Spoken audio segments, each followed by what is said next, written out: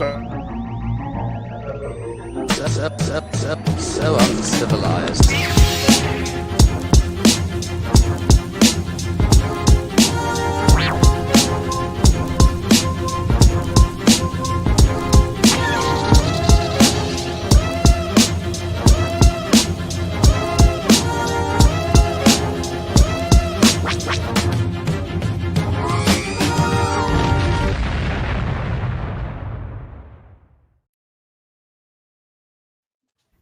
Greetings and welcome to the 1/6 Scale Man proudly presents another episode of You Know What It Is, man, Uncivilized Scoundrels. I am your host, Lael Rockwell, for the 1/6 Scale Man YouTube channel. Do me a favor, hit that like button, subscribe to the channel, hit that bell notification so you are always up to date as to what we got going on over here on the channels. Folks, I was this close today. I was this close. When I say I was this close, I was really this close. I sat in front of the mirror, had the clippers in hand, and I was like, yo, this beard has to go. I'm tired.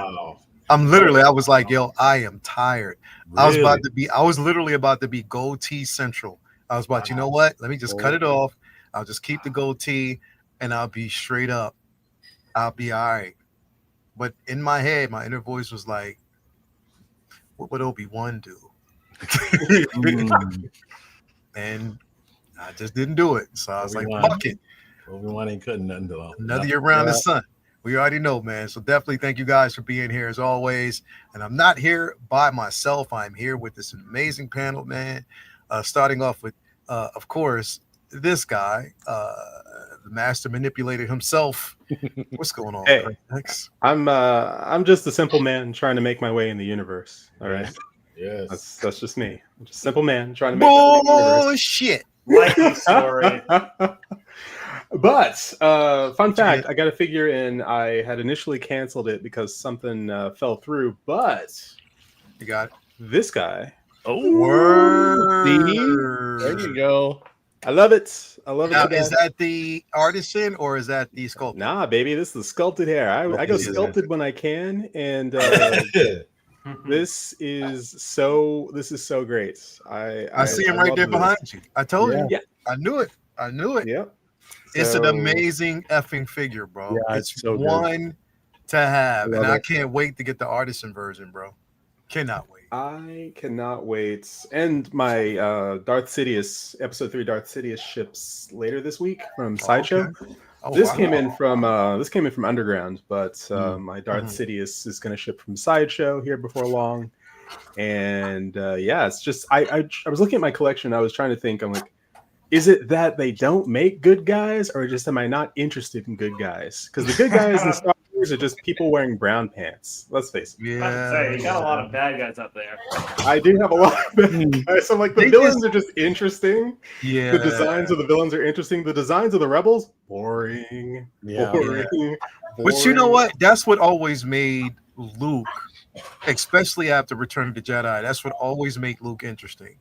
Because of the all black, the all black tunic that he chose to wear, like the all black suit that he chose at his Jedi garb. It was just kind of changing. And what we originally know of Lucas's intentions with Luke, but the diversion from that and now what it represents, you know what I mean? And what he talked about was with Luke in the dark garb now, even though it would have went one way, it now represents balance.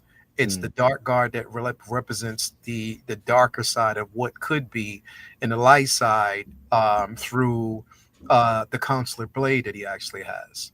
So I was like, interesting. It's an interesting concept of the balance that was bestowed upon him, passed down from father to son. So I was like, wow, that's incredible. Like, that definitely is incredible. But yeah, man, I mean, but they just need to make the Jedi cooler, bro. They just need to make them, because everybody looks the same, bro. Like, everybody's, even regardless of how different the design is, this shit's still the same color pattern. Unless they give us Barriss Offee and Luminar. You know what I mean? Well, he's still brown. Still a little brown. Still brown. Yeah, man. Now, what they could do is go. Well, I'll wait. We'll wait. I mean, I would love to get, and this would be a deep cut, but I don't know if I'd purchase them, but I'm sure somebody would. The Jedi Temple Guards. Yeah. Oh yeah. Of course. If I they love ever that decided to design. give us the motherfuckers, but Love yeah, that that'd be dope. design. The second 2.0 version, yeah. Yeah, that'd I be dope. mean, yeah, the Jedi Temple Guards. I mean, if you're a Clone Wars collector, the Mhm. Jedi Temple Guards. I mean, they're pretty hardcore. So That'd be dope. yeah. And that just aesthetically, that design is amazing too. That'd be dope. That'd be pretty dope. Pretty dope. So Anyway, man, it's it's a always free idea, Howard. free idea thrown out there. You just got to do what you got Free to do. idea. As always, man. Thank you for having me, brother. As always. Next up, we got Choose Mandalorian, man. What's going on with you, brother? Oh, I've had my Dark Empire Luke for a while now. Yeah. And I'm 100%. You're never gonna get tired of it. I look at him and I'm just I just every time just love him. But yeah, it's such a great figure. But yeah, so you know what they could do? I was gonna say if they wanted to change it up in terms of the way the Jedi dress. If they're going back into Legends, if they went back to the old comic one of not so the Jedi.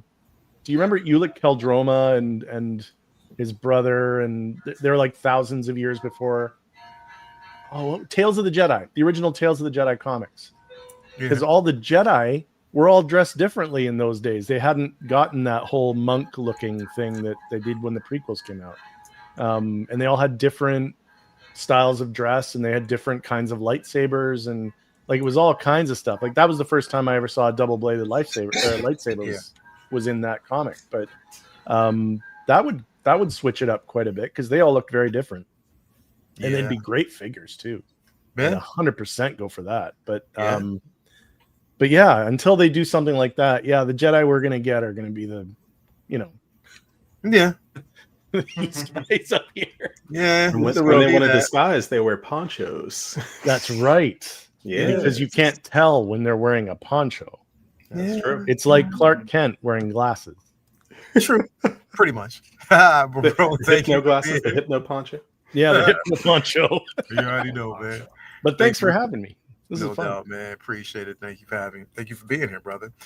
Next up, we got Uncle Keith, man. What's going on, brother? Oh, nothing much, man. Happy to be here. And I can't wait to talk about those cloners out on the outer rim. So we're gonna talk about them. The cloner. Yeah. So we can explain that. Damn good ones too. Yeah, they are. Dex, what was his name? Dex. That was his friend. Dexter. Yeah, that was him. I like that scene. Because it shows that Jedi's actually had acquaintances instead of other Jedi. Mm-hmm. So I like that scene. Like I said, thank you for having me here. Can't wait to talk about this movie because it's like, man, I just don't get it, man. Padme should have head for the hills after he said, "Listen, I killed women, children. I didn't care." She should have said, "Okay, well, I'm out of here." But no, come on over and have a sandwich, Anakin, and we'll sit down and talk about it. But she stayed, and so we'll talk about that later. But that's it. There you go. I mean, we got to hold him down somehow, bro. Yeah, Anyway, man. So. I guess she did. I don't know. Definitely.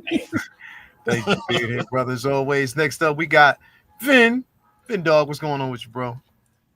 The problem is the monk robes. You gotta replace them with the pimp robes because attachments with my money is what's forbidden, bitch.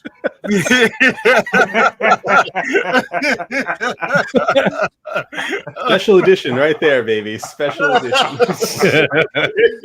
You haven't seen anything until you've heard everything. Yeah. That's the writer's cut. Fuck the director's cut. I'm good, man. Fun week. Just excited to talk some Star Wars with fellow Star Wars aficionados here. So, yes. Tactical Clones has a lot of interesting things to discuss in it. So, looking forward to getting into it. Been a good week so far. I'm looking forward to the weekend. So, yeah, ready to roll. Yeah, man. Definitely, bro. Appreciate having you here, man. And last but not least, back for another round with us clowns. You already know what it is, man. We got 7 in the building. What's going on with you, brother? Not much. I'm just ending my week, so I'm excited to talk about Star Wars tonight, especially talking about this movie in particular. Attack of the Clones is ridiculous. It's when we actually get to see all the Jedi go full force and actually start fighting back. So you know what? I'm down to talk about it. I have some questions. I have some conversation, and yeah, I'm happy to be here.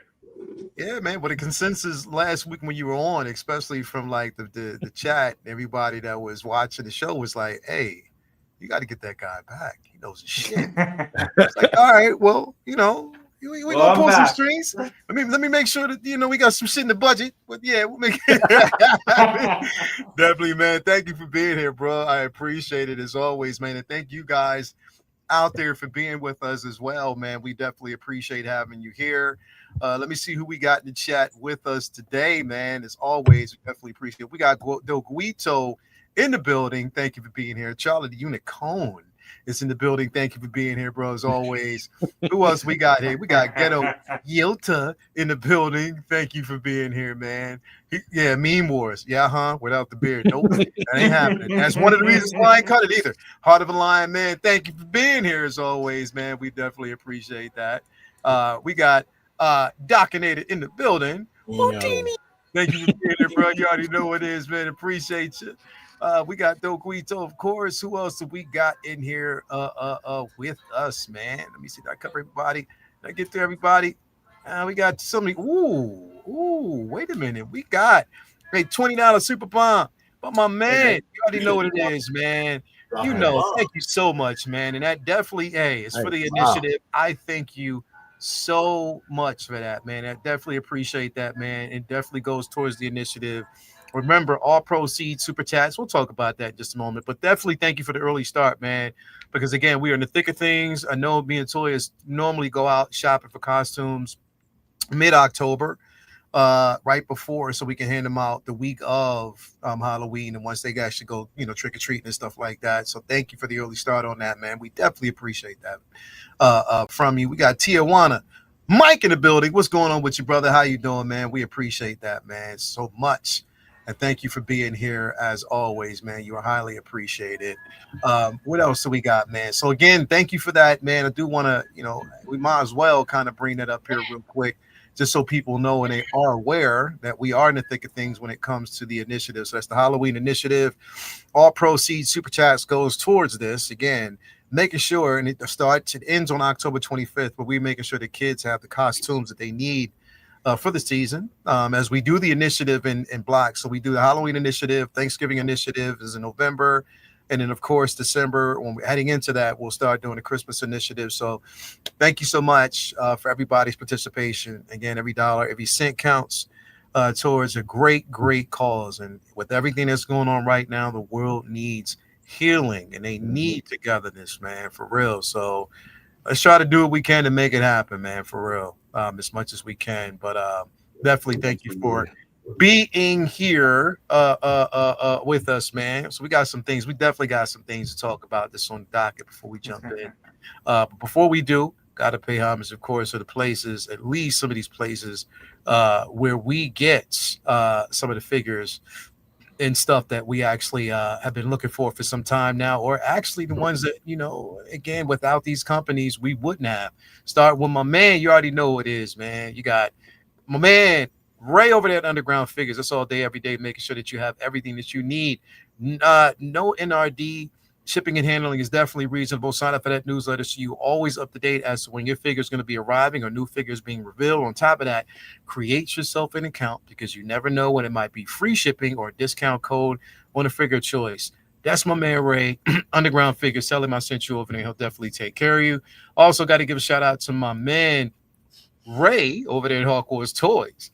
This Hawk Wars Ray, nice little care package. You get that figure, comic book stickers. Proud sponsor of everything we got going on over there at the Figure Flex Friday Facebook group.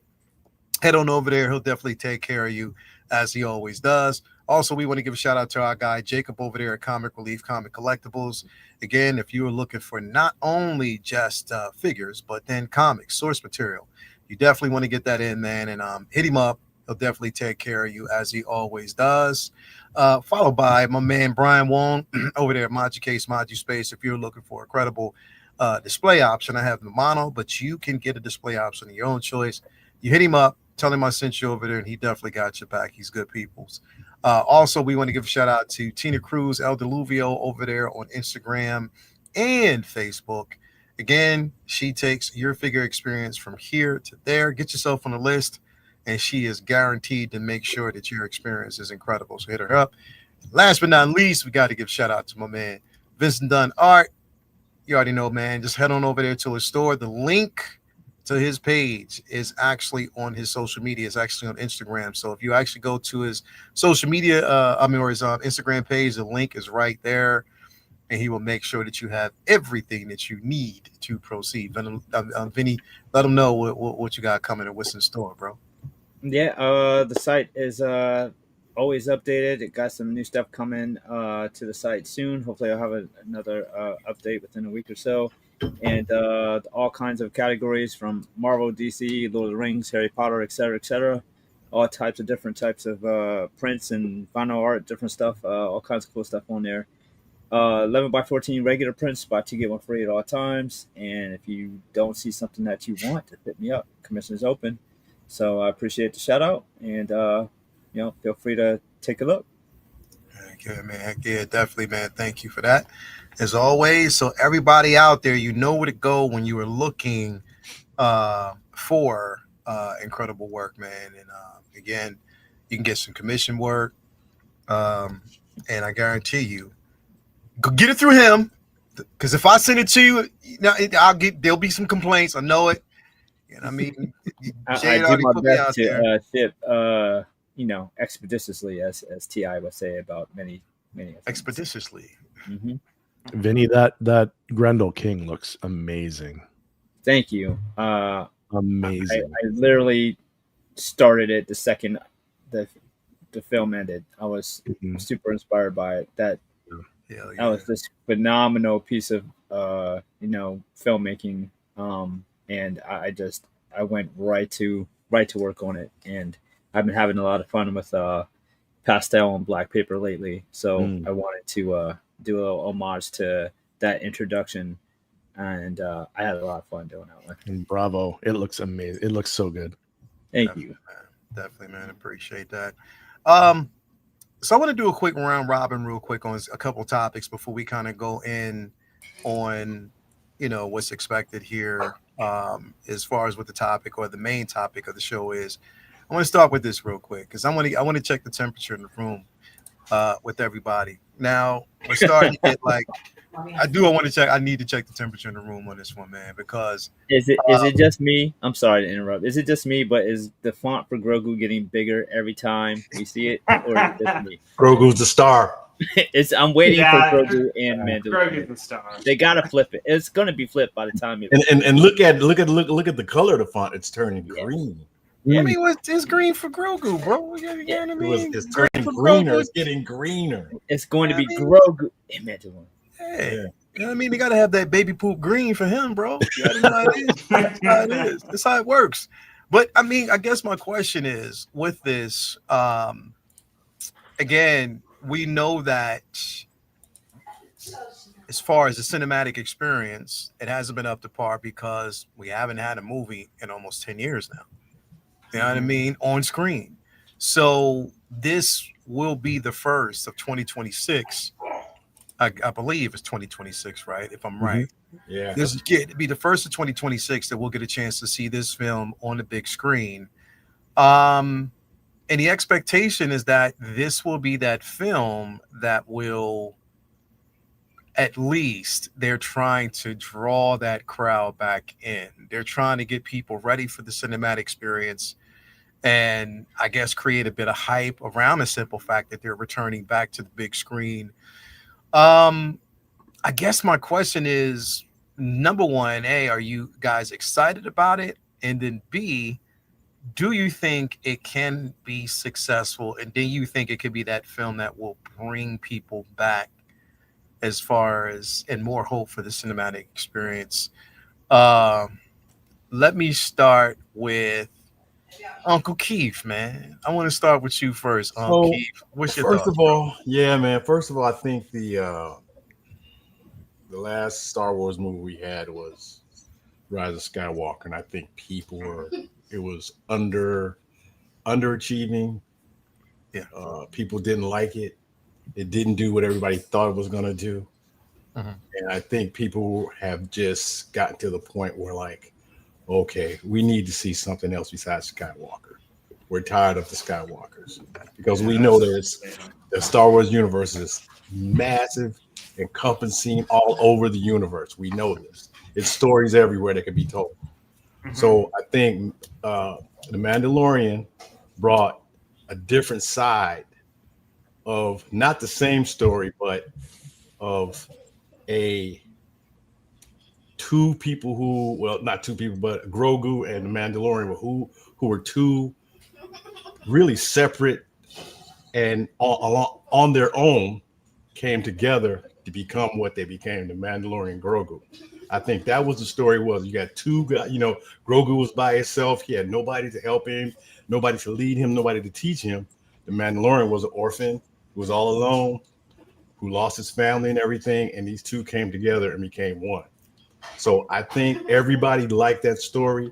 I think this will propel Star Wars universe back to where it needs to be. And then we can jump off to something else. But I think this is I'm excited about it. I can't wait to see it. I hope to see Grogu's powers and his abilities become exponentially greater than they were when we saw it. Mm-hmm. So yeah, I think it's gonna be good, and I can't wait to see it. Can't wait. Yeah. Can't wait. Okay. All right. Definitely.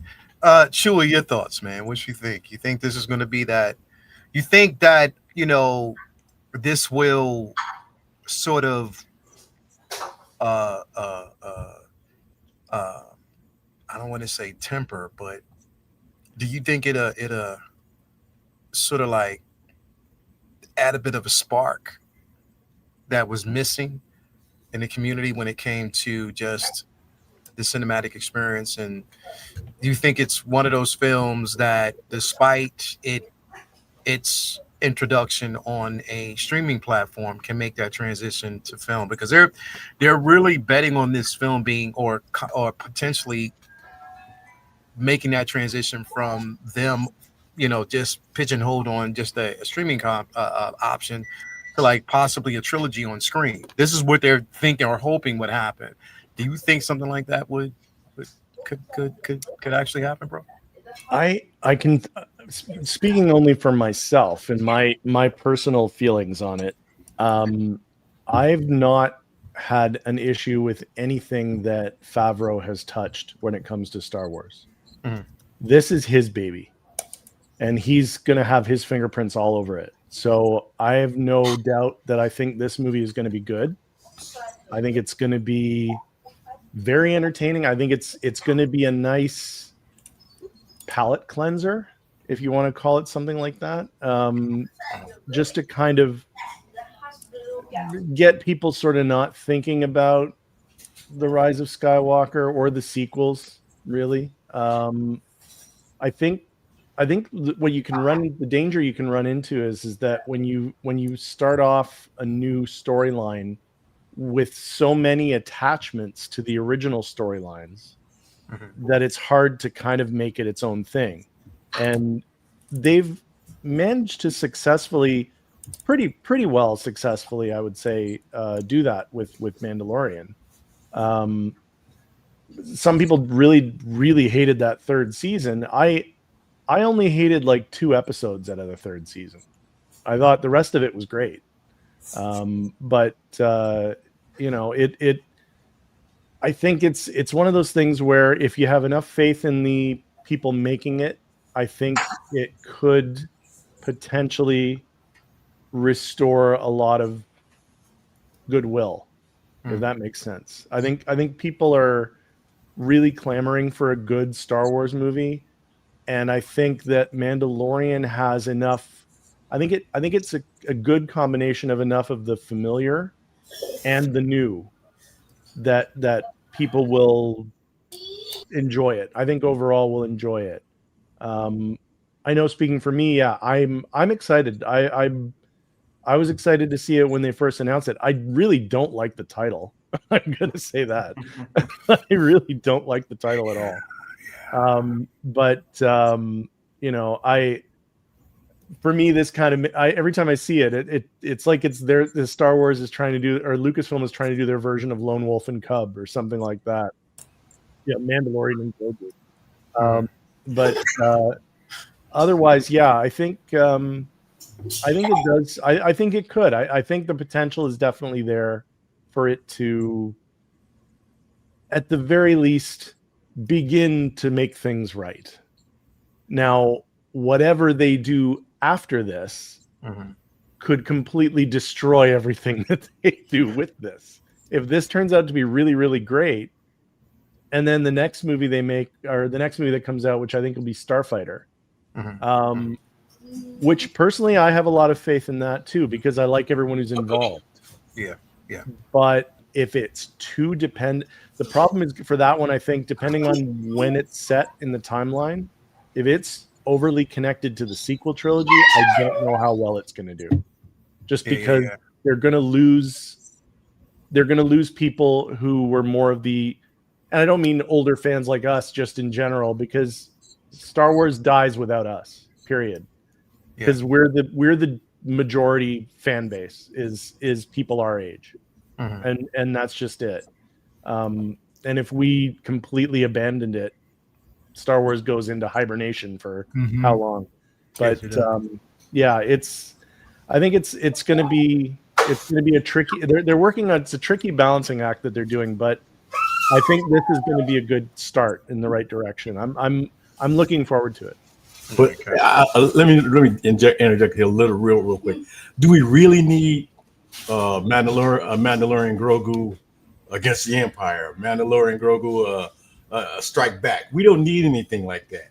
This is trying to separate us from the Luke Skywalker thing. So we don't need the New Hope. We don't need Revenge of the Sith. We don't need that for this. We need to just Mandalorian Grogu off doing their thing, getting into adventures and doing what they're going to do. So and from what I've seen, at least I don't know if you guys have seen the that leaked trailer that they showed, the clip. From what I've seen, obviously anything about it. I'm not going to say anything about it. I'm just going to say, based on that clip, that we know, that some of us know. Sorry. I think this is still going to be a fairly standalone adventure. I think based on the strength of this film, that the decision will be made whether or not it's going to be a trilogy. I don't think they'll do that. Honestly, I think they just want this to be one and done. Which I think personally, I think that's best for this. I think the problem is you can't. The problem with Mandalorian and Grogu is the time period and the setting, because of the simple fact that it's set between, or it's after. A lot of what's happening right now, of course, is after the fall of the Empire. In the midst of now, we're talking about the First Order. Like, we're going into like that First Order territory, and we're actually also treading between that. Heir to the Empire with Thrawn. We're actually in between that, where everything is kind of, so it's going to be kind of hard for them to divorce themselves from the Empire or the Skywalker trilogy the way it is now, unless they decide to basically do it. But the thing is, from what we know and what we have seen, it's again, you're right, Leo, because it's memberberry that's going to be there that we got to kind of like, I don't know. It's here's the thing. Right now, and this is and because I want to go to Seb for this, and then I'm going to X. We always leave Vinny for last because Vinny's a wild card. You never know where he's going to go. I'm just letting you know. But here's the thing: so the reason it's not the simple fact, and I had to think about this. It's like we want new. But there's ways that they can give us new in the space that they're in right now. There's a way to tell different stories from a different point of view. And the thing is, if you're in this world, like we know now, because the hard part is people say that they want new. They want something new. They want something different. So there's individuals out there that actually say that. But then you have people that are still submersed into that Skywalker, realm, and knowing everything that's basically going on in so many stories that haven't been told and the potential to tell different stories. They want to see those stories fleshed out. They want to see those stories told. So they don't want to escape that particular space. But it's sort of like where things are kind of being bombarded because you're holding on to what was, and by doing that, anything that could be is sort of anchored down. People who want to see things new sometimes can't accept what it is new, so then they go back and say, "No, I want some of that, what we used to have." But so we got pulled back to the old part. stuff with Luke showing up and Ahsoka showing up in this show. And that's the thing is they've opened that opportunity now. The problem is, if rumors are clear on what they're doing with Ahsoka, if that's true, you are not going to be able to escape Luke Skywalker. I'm just letting you know. It's going to be impossible. If that's true, you cannot escape Luke Skywalker because of the simple fact, if you're doing that, you're going to have to make references to that, because if you completely people will lose their mind. I think with Luke too, the thing is that he was handled so, by a lot of people's opinion, mine too, to some extent, he was handled so poorly in the sequel trilogy that people want to see Luke now because they want to see what they didn't get to see. Yeah. And that's what I want too. But everybody wants to see that Luke landing on the ship, coming down the hallway, destroying the dark. That's the Luke everybody. Same thing that we wanted to see with Boba Fett. We said it that way. Yeah. Seb, what are your thoughts with this? Do you think that there's potential there with this particular film to? I see you cracking your neck. You like, all right. I see you cracking your neck. I see it.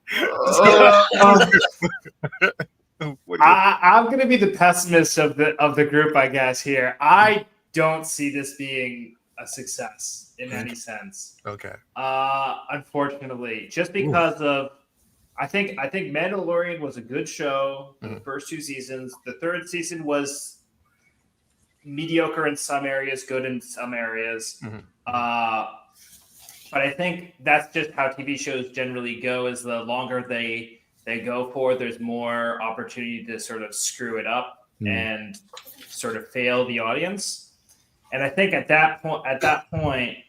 this point, like making a Mandalorian Grogu movie is it's outside of the normal template. They made it a TV series specifically because you could do like these Game of Thrones style hour-long episodes to tell a very fleshed out story. Whereas in a movie, you are given like only 2 hours to not only tell the story and the plot and make it, tie it all nice and tight with a bow at the end. So I don't see this doing extremely well. I don't see it. I can see it potentially not doing badly, but I see this more as like a bridge movie where you can go. It's similar to what I wish they had done with Rogue One, where they brought it in. It was really, really good. The hype for Star Wars was back to an interest level that was good. And then they made the sequels, and then everyone lost interest. So that's what I see this as like a bridge to potentially making other stories. In fact, I talked about this last podcast where X and I had a conversation about, well, if the sequels hadn't been created, what storylines could have been flushed out and so forth.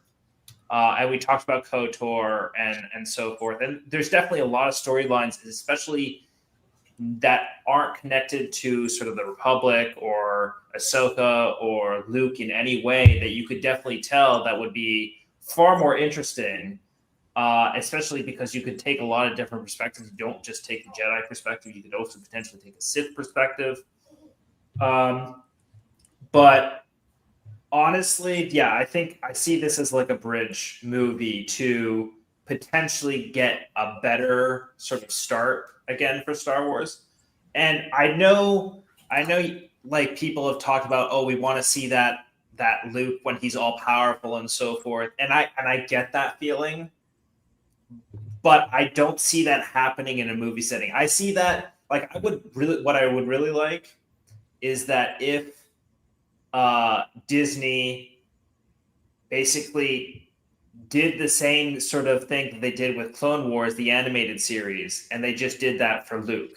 Mhm. Like, they did an animated series for Luke where they could do a lot of CGI, they could do a lot of different animations and so forth, and have a lot of freedom with what you want to depict without like a massive over budget that a movie is going to entail, so that they could reduce their risk. And also, just even though Favreau is directing this, Disney has his leash, and I don't see Disney execs doing the smart decision here either. So I don't know if I trust that this is going to be like immensely well received. I think it'll be all right. I think it'll be better than the sequels. That's what I'll say. Okay. Mhm. Okay. Interesting. X, your thoughts, because Seb just he Threw the cold water on he everything. put the temper. He knows me. I'm sorry, guys. I had to be a realist. No. But you know what the crazy part is? Hmm. We didn't even get to Vinny yet. So we didn't get to Vinny yet. So I'm like, fuck. Now I gotta rethink everything, man. Hey, yo, you ever see that meme where the y'all probably haven't seen it. It's like a little video or a meme, whatever, where the lady's talking to the dog was like, say something or do this and say whatever. And this goes fuck real quick. It's like a puppy. It's just fucking funny. But nah, that's what Seb just did just now. Sorry, guys. X, what's your thought? Well, shit, I ain't heard you yet. So what's your thoughts, bro? I mean, see, here we go. Here we go, bro. Here we go. Damn it. It's unfortunate that I don't go to the movie theater to purchase my tickets anymore, because I was so looking forward to going up to the box office and saying, 1 ticket for the Grogu movie, please. Because that's what people would do if they were buying their tickets in person. 2 tickets for the Grogu movie. We're here to see the Grogu movie. That's what they're here to see. They're here to see the Grogu movie. Exactly. No one's here to see real, the they'll say the Mandalorian Baby movie. Yoda movie. You're right. They will say the Baby Yoda movie. God damn it, you're right. I want to see the Baby Yoda movie. Yeah. A part of me, I mean, you're right in many ways, in that this is, and it was a bridge. This is a bridge to get people excited, I guess, children and people who like old school Star Wars, to get them excited about going to the movies again. Like, how do you convince people after giving them years and years and years worth of television to say, hey, come back to the movies? And trust me, it's gonna be worth it. I mean, let's face it, when Mandalorian season 1 came out, a lot of people were like, it feels like Star Wars. It feels like Star Wars. The thing about The Mandalorian season 1, 2, and 3, it feels like, to me, that it wrapped up quite nicely. Yeah. So I like to it. say, I like you know, The Mandalorian and Grogu, now it feels like this is something, we're looking at this, I'm like, this feels kind of like a TV movie that would have been on Disney Plus. I hope it's not that, and I hope it's not just an extended episode of The Mandalorian. It's got to be it's got to be a hit. It's got to be a hit. Otherwise, who knows if they'll ever be able to make another movie again. It's just got to be. It's got to be a hit. Because this is what's going to bring people back into the fold. This is what's supposed to unite all of Mandalore, so to speak. Unite the fandom. And this is supposed to get that merchandising machine back up and running, baby. This is gonna gets so many people to buy the Grogu's, to buy the Baby Yodas. But I'm not excited for this yet. I do think the title is horrible. And as far as titles go, I mean, let's face it, we're about to talk about Attack of the Clones. But hey, Attack of the Clones. My point. That was my point. It's not like we're talking, hey, it's Star Wars Episode X, Mandalorian and Grogu. That's still a silly title. I don't want to say I can't take it seriously because it's space wizards and laser swords, and I'm going to take it for what it is and not what I want it to be. So I am going in with no expectations whatsoever, except that I expect to be entertained, and either I'm going to be entertained or I won't be entertained. I hope it's the former and not the latter. I hope I come away going, wow, I can't wait to see that again. And taking all my friends to go see it. Hey, you want to see a good Star Wars movie? This is a really fun Star Wars movie. Let's go see it on the biggest screen we possibly can and get excited about Star Wars, because it's fun to be excited about Star Wars. And if this movie can do that, then I'm on board with it. And I haven't seen a real trailer yet. I've seen a leaked trailer, but I haven't seen a real trailer yet for it. I'm guessing we're going to see it sometime in November, December? If I had to guess, considering it's supposed to come out in May ish. So we'll know before long whether this is good Super Bowl. Or That's not. what we're going to see at the Super Bowl. An extended trailer during the Super Bowl, where it's like, but I think they've got to stick the landing on this. They've got to stick the landing. Would I have preferred an Heir to the Empire movie? Yes.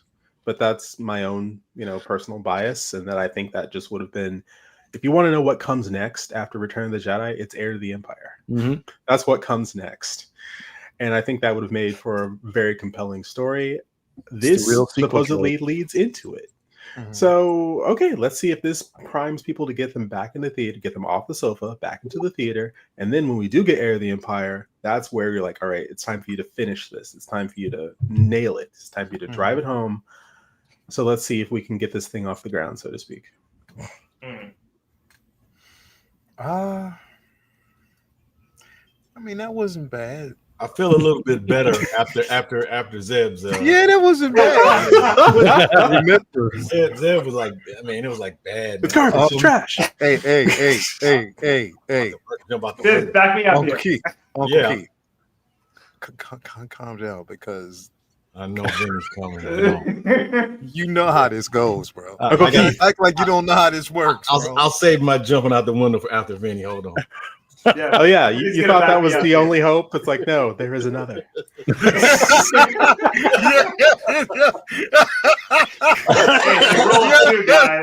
Roll two. Always two. There are no more, no less. No less. Fuck. A Seb and a Vinny. Wow. Probably the biggest hurdle this film has is we hear a lot of this buzzword lately, and that's homework.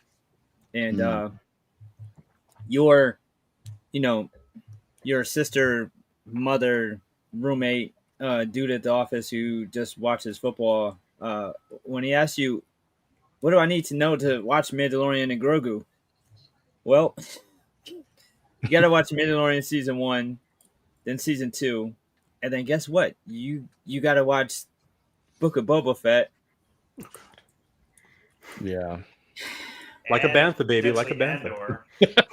And then you got to watch season 3 of Mandalorian, and then you watch as their eyes have checked out 3 minutes ago, and they're like, "Yeah, okay, well, I'll see it when it comes on streaming."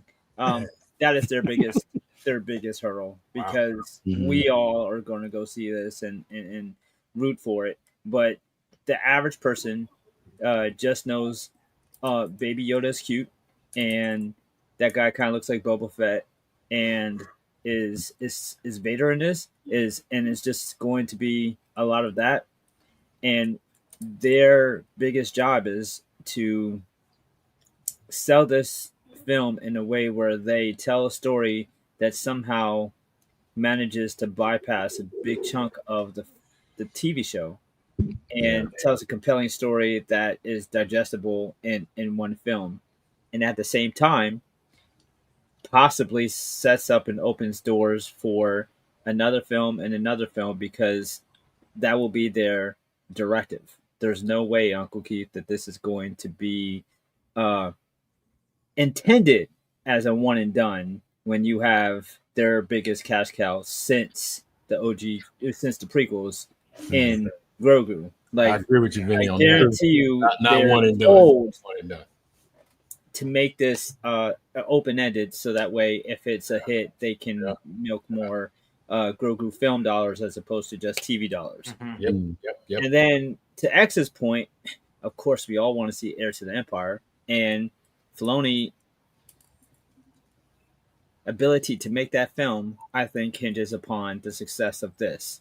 And I guarantee you, there will be a backdoor to Heir to the Empire left open with this, because we had it in season 2 and 3, or Book of Boba Fett, like the whole Luke training thing. Luke is still there. Luke is still now like entering prime Luke. So that stage is set, and I promise you, if there's a way that they can make movie money instead of streaming money off of a second chance at doing Luke justice, I think that they're going to use this as an opportunity to take that.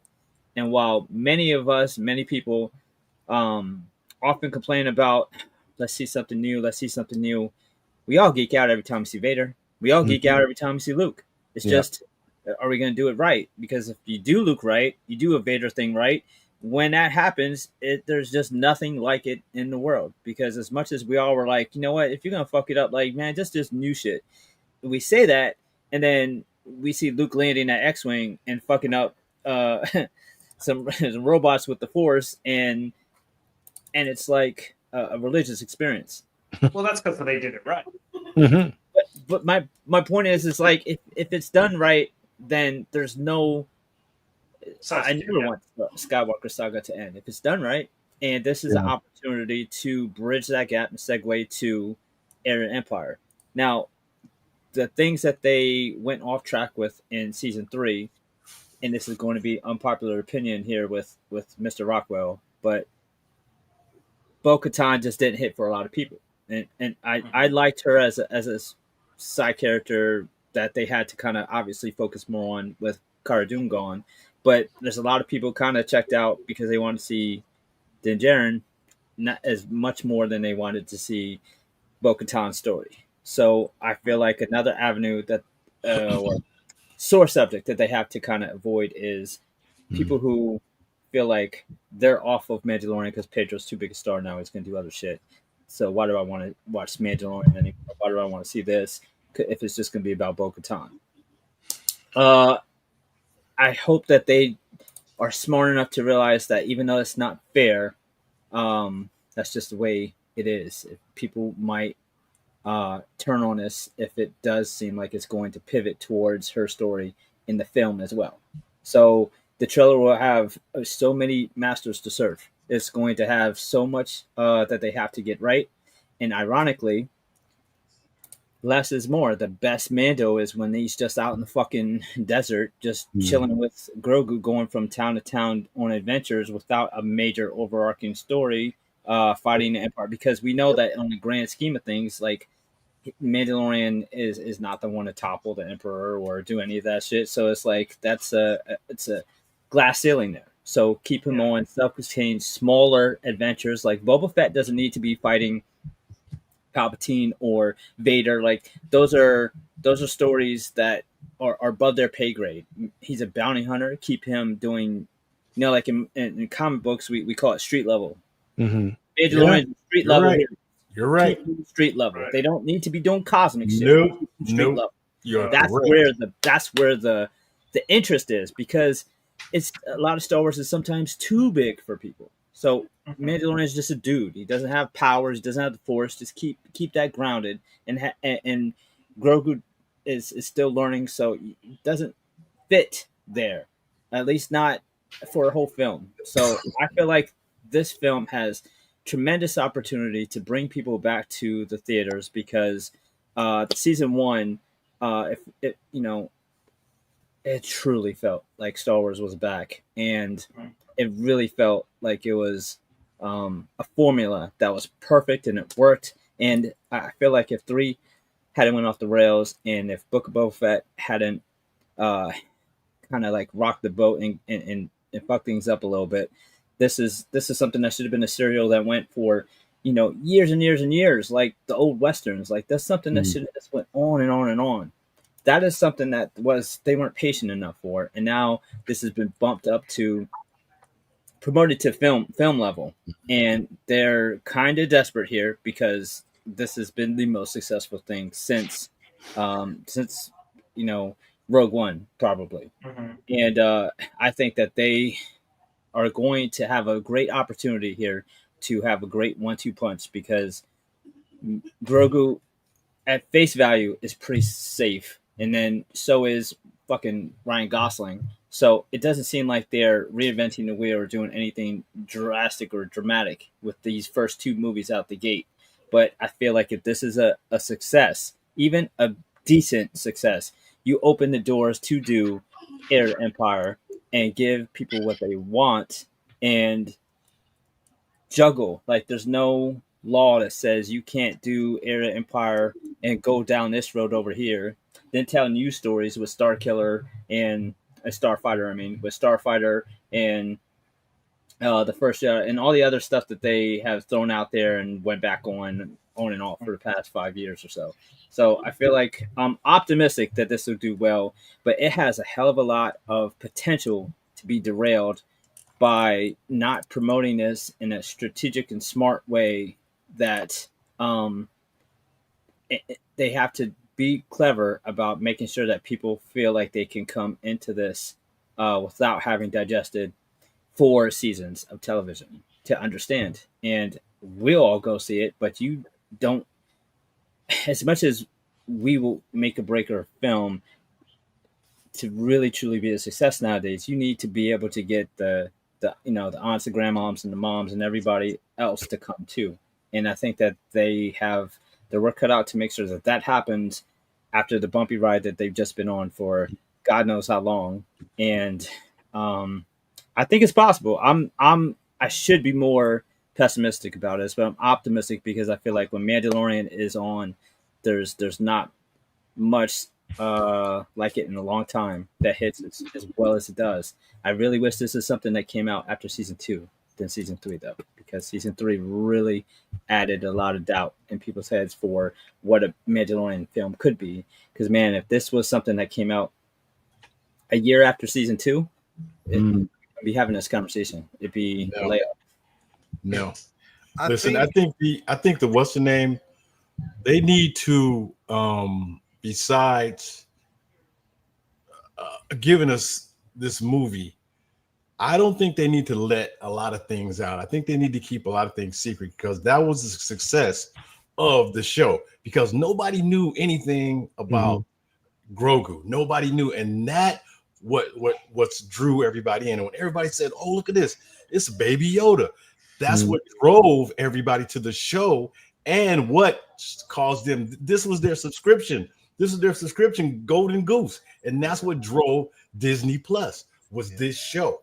And then to Vinny's point too, about homework, that's for real. Like, the problem is, I think that it's going to have for sure is the fact that the people that are in charge of Star Wars right now, and I'm looking full at Kathleen Kennedy as well. The good things she has done, true, she hasn't. It's not all been bad, but the people in charge don't have a plan, and they don't know what they're doing.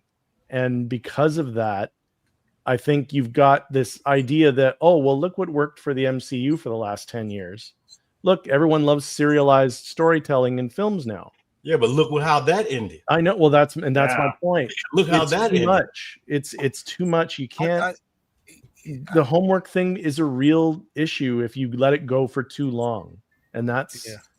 I wish they would stay away from that model. Don't keep going back to that well for every IP that you have. Like Star Wars, I think for me at least, I don't know about you guys, but Star Wars has always been, to me, it should always, every story they do should be trilogies. It should always be trilogies, no matter what they're tackling.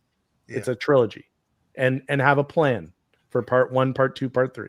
But real quick though, here's one of the biggest problems that I think, because I wanted to say this before I lose my train of thought. The biggest mistake that I think that they made that a lot of people aren't really talking about is how season 2 concluded. How season 2 was then expanded into the Book of Boba Fett. Yeah. And in what we got from season 3, because they were basically looking at it from a marketing standpoint. They weren't looking at it as, well, this, again, if we want to focus on the adventures of the Mandalorian, Din Djarin himself, the Mandalore season, and taking back Mandalore, there was an opportunity to tell that particular story without bringing in a dependency on a character just to sell. The opportunity would have been, give it time to breathe. Yeah. Let him stay with Luke. Let him develop what he needed to develop at that particular time, and then make the decision in the movie of whether or not you want to bring this character back. Because that would have been a bigger surprise. That would have been better. Exactly. It would have been a way better surprise to introduce him and Luke in that film, because then people would have been like, oh, fuck. That is something to be excited for. Not basically just bringing this particular character into the Book of Boba Fett, and then we not see that character anymore, because you're going to basically put it where people are wondering where this character is. People have been wondering where Luke is. You just send him back with no type of conversation about, because here, keep this in mind. Grogu has been with Luke for a short amount of time before he was sent back in the Book of Boba Fett because of the decisions that they made, thinking that this is what the crowd wants. No, motherfuckers would have waited for that. They would have been like, all right, that story, give people something to want and need. They would have been thirsty to see the character later on, but no, they didn't do it.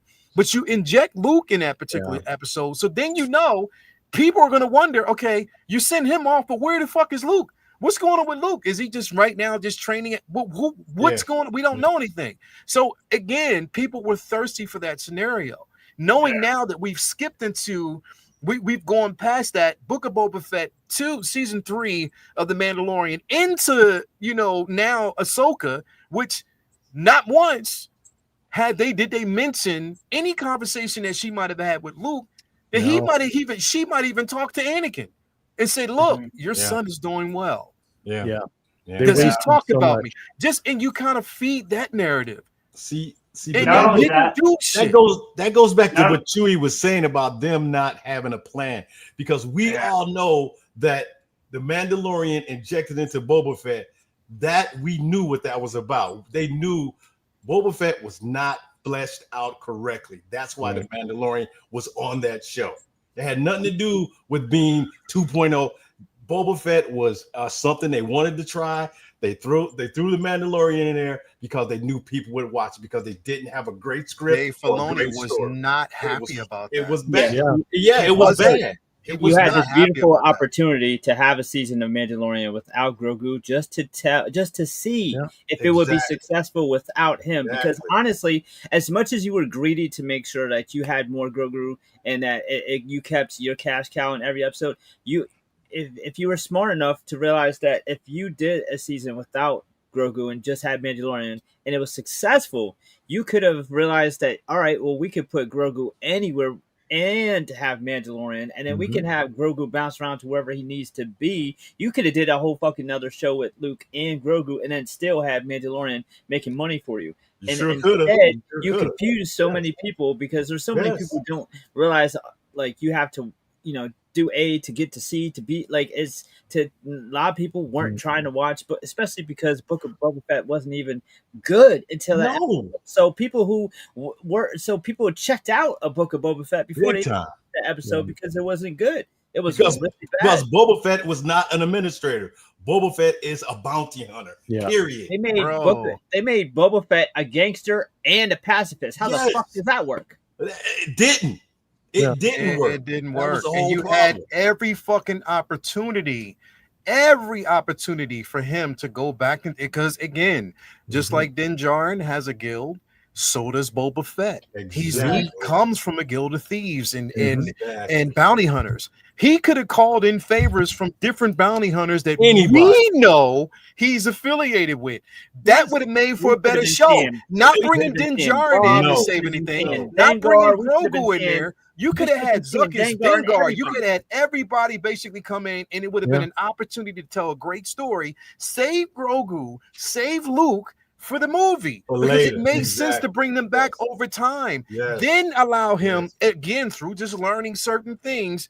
Have him decide at that time during the movie if he's gonna. The cliffhanger is to bring the motherfuckers back almost at the tail end of the movie, and then make the decision. And then we're waiting to see what's gonna happen fucking next. And that would have been the next how movie. you do it, and that would have been the next fucking movie, man. And they don't think that way. That is the fucking problem. That I am a black man in Harrisburg, motherfucking Pennsylvania, that's scraping. Scraping, living in a fucking hovel. Ain't that from Harlem Nights? Yeah, you know what I mean? But no, what I'm saying is, Chewie said it. No plan. Chewie said it. Are they sitting around bitter that people were plan. bitching about no Luke and saying, "Oh man, like we're tired of them bitching about how we treated Luke. Fuck them. We ain't gonna give them no new Luke." Like that's how WB operated. Exactly. Like, well, we're tired of hearing you argue. We're tired of hearing you bitch. Like, nah, fuck you. We ain't gonna give it to you then. That needs to not be their line of thinking. They need to realize that, like, look, people want to see what Luke would have been like in the prime. Yeah. It's been the majority of the fandom has had this like fantasy of what one day would be like if we got to see Heir to Empire, the stuff from the Legends books on screen, and then all those books gave them such a roadmap of what Luke would have been like, and then you gave us a taste of him in the Mandalorian universe, and then you can't just pull back from that and just say, all right, cool, you good now, right? No, that wasn't enough. I want to see more of that, and I think a lot of people do too, and I think that it's just a matter of don't just do it just because, like, do it right. And I think that it's an opportunity to do Heir to Empire and stuff like that. But I wonder, do they know this, or are they just throwing? They don't. In? They don't. They don't. And That's this is what why I'm I'm so saying. I don't pessimistic. think they do.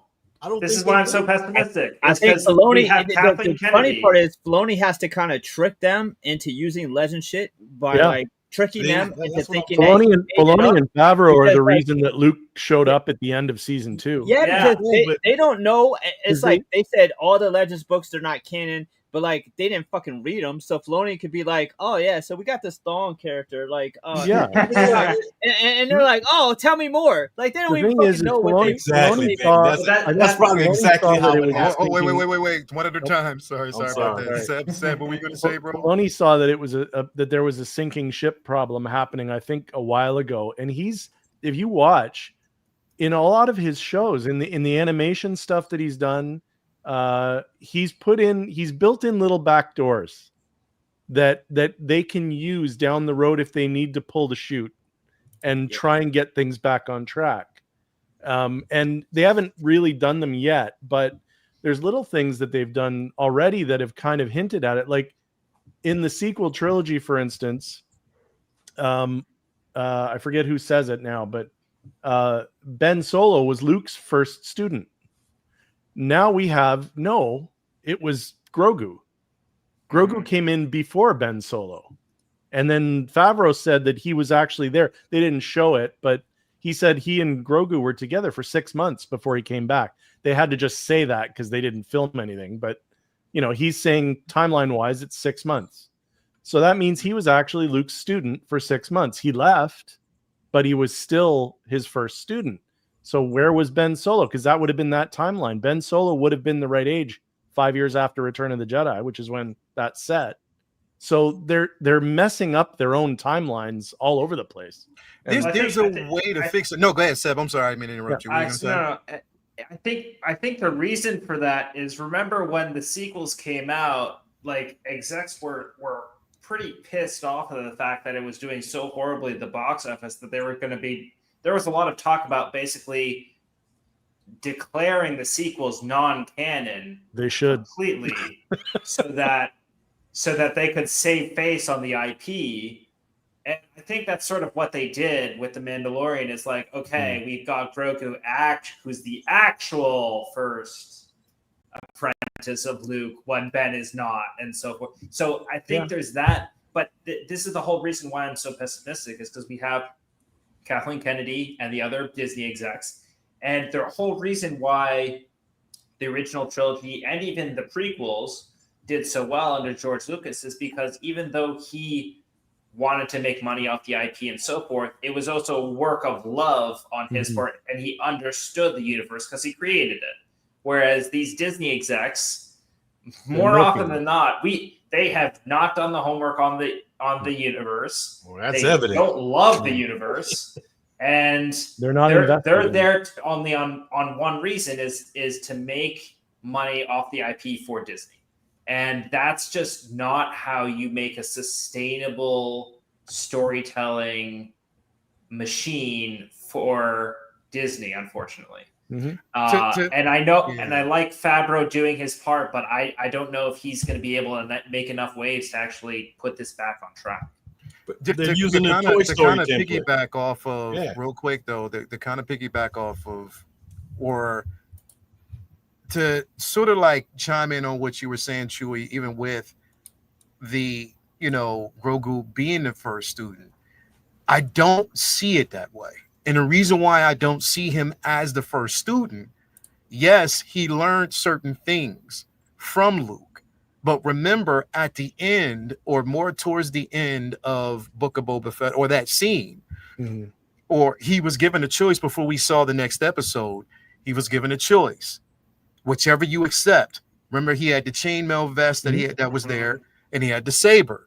He was given a choice because he said, look, whichever you accept. If you accept the blade, then you choose to become a Jedi. You choose to learn the ways. And I think at that point, he officially became a student. But he chose not to, because he took the chainmail and he decided to go back with Din Djarin. But why did he go back then? But here's the thing. That's when, again, now gives Luke the opportunity to say that, okay, my very first student was Ben Solo, because Ben Solo chose that path. He chose to basically at that particular time become a Jedi. Even though we know where it went, it was the chosen fact that he just decided he wanted to become a student. Grogu, at that point, his mind was still on Din Djarin.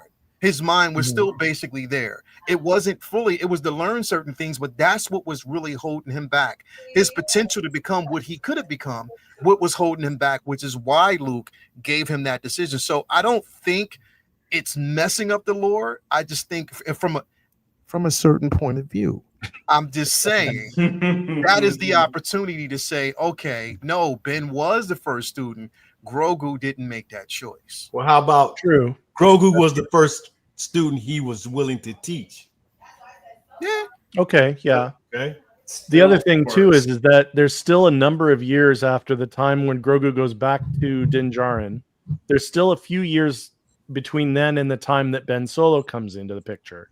So there's still an opening where they could bring Grogu back in there to be his first student if they want to clear up the, if they wanted to separate it from the sequels. They can't. I think they've already messed up that opportunity. And I think they need to go past it now, because again, he's already tainted because of the simple fact that his law, and keep in mind, he now, not only does he have a connection to Din Djarin, he now has a connection to the Mythosaur.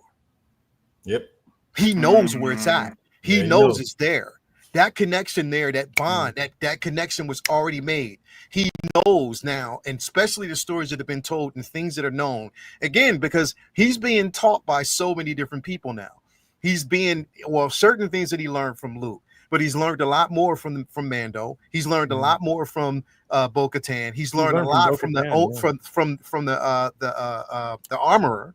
She's basically gave him history, and actually, so now, and on top of that, he has this connection to that Mythosaur and the whole Mandalorian lore.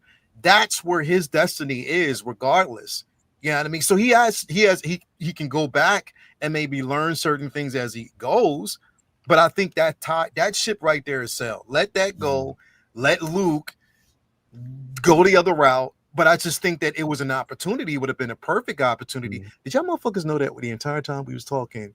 If you look at X's face, it was like X's and O's and numbers were running in through his thinking of certain things. I don't know what it is, but he's it thinking wasn't no about X and O. It's that glass of wine running through. You already know. But anyway, I mean, I just wanted to kind of touch on this briefly because I'm like, well, you know, we got to see. I guess we got to see on the big screen where we go with this. And all speculations are where they are, but we just got to wait and see. So we'll just take it from there. Let's just hope it ain't Zeb's. I don't know. We'll see. We'll see.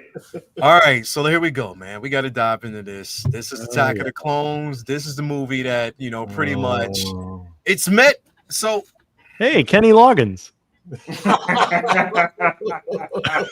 He does look like Kenny Loggins. He does. Man. This motherfucker do look like Kenny Loggins. But I mean, he does. I'm all right. Ain't nobody worried about me. But no. So again, I have to say this, man. And do I have to defend this film too? A lot of people didn't like it. I like this fucking film. I like the prequels, man. I watched it last night. I think that one of the dopest scenes in this movie, I know people are going to, in comparison, one of the dopest scenes in the movie was in the very fucking beginning. Because they pulled the 52 fake out on me that I did not see coming. I thought when that fucking assassination? Yeah, bro. I did not see that shit coming. I didn't see that. Like, bro, I literally thought, because when she got out of the ship, it looked like her face. And I was like, yo, I'm looking. And it was... Yeah.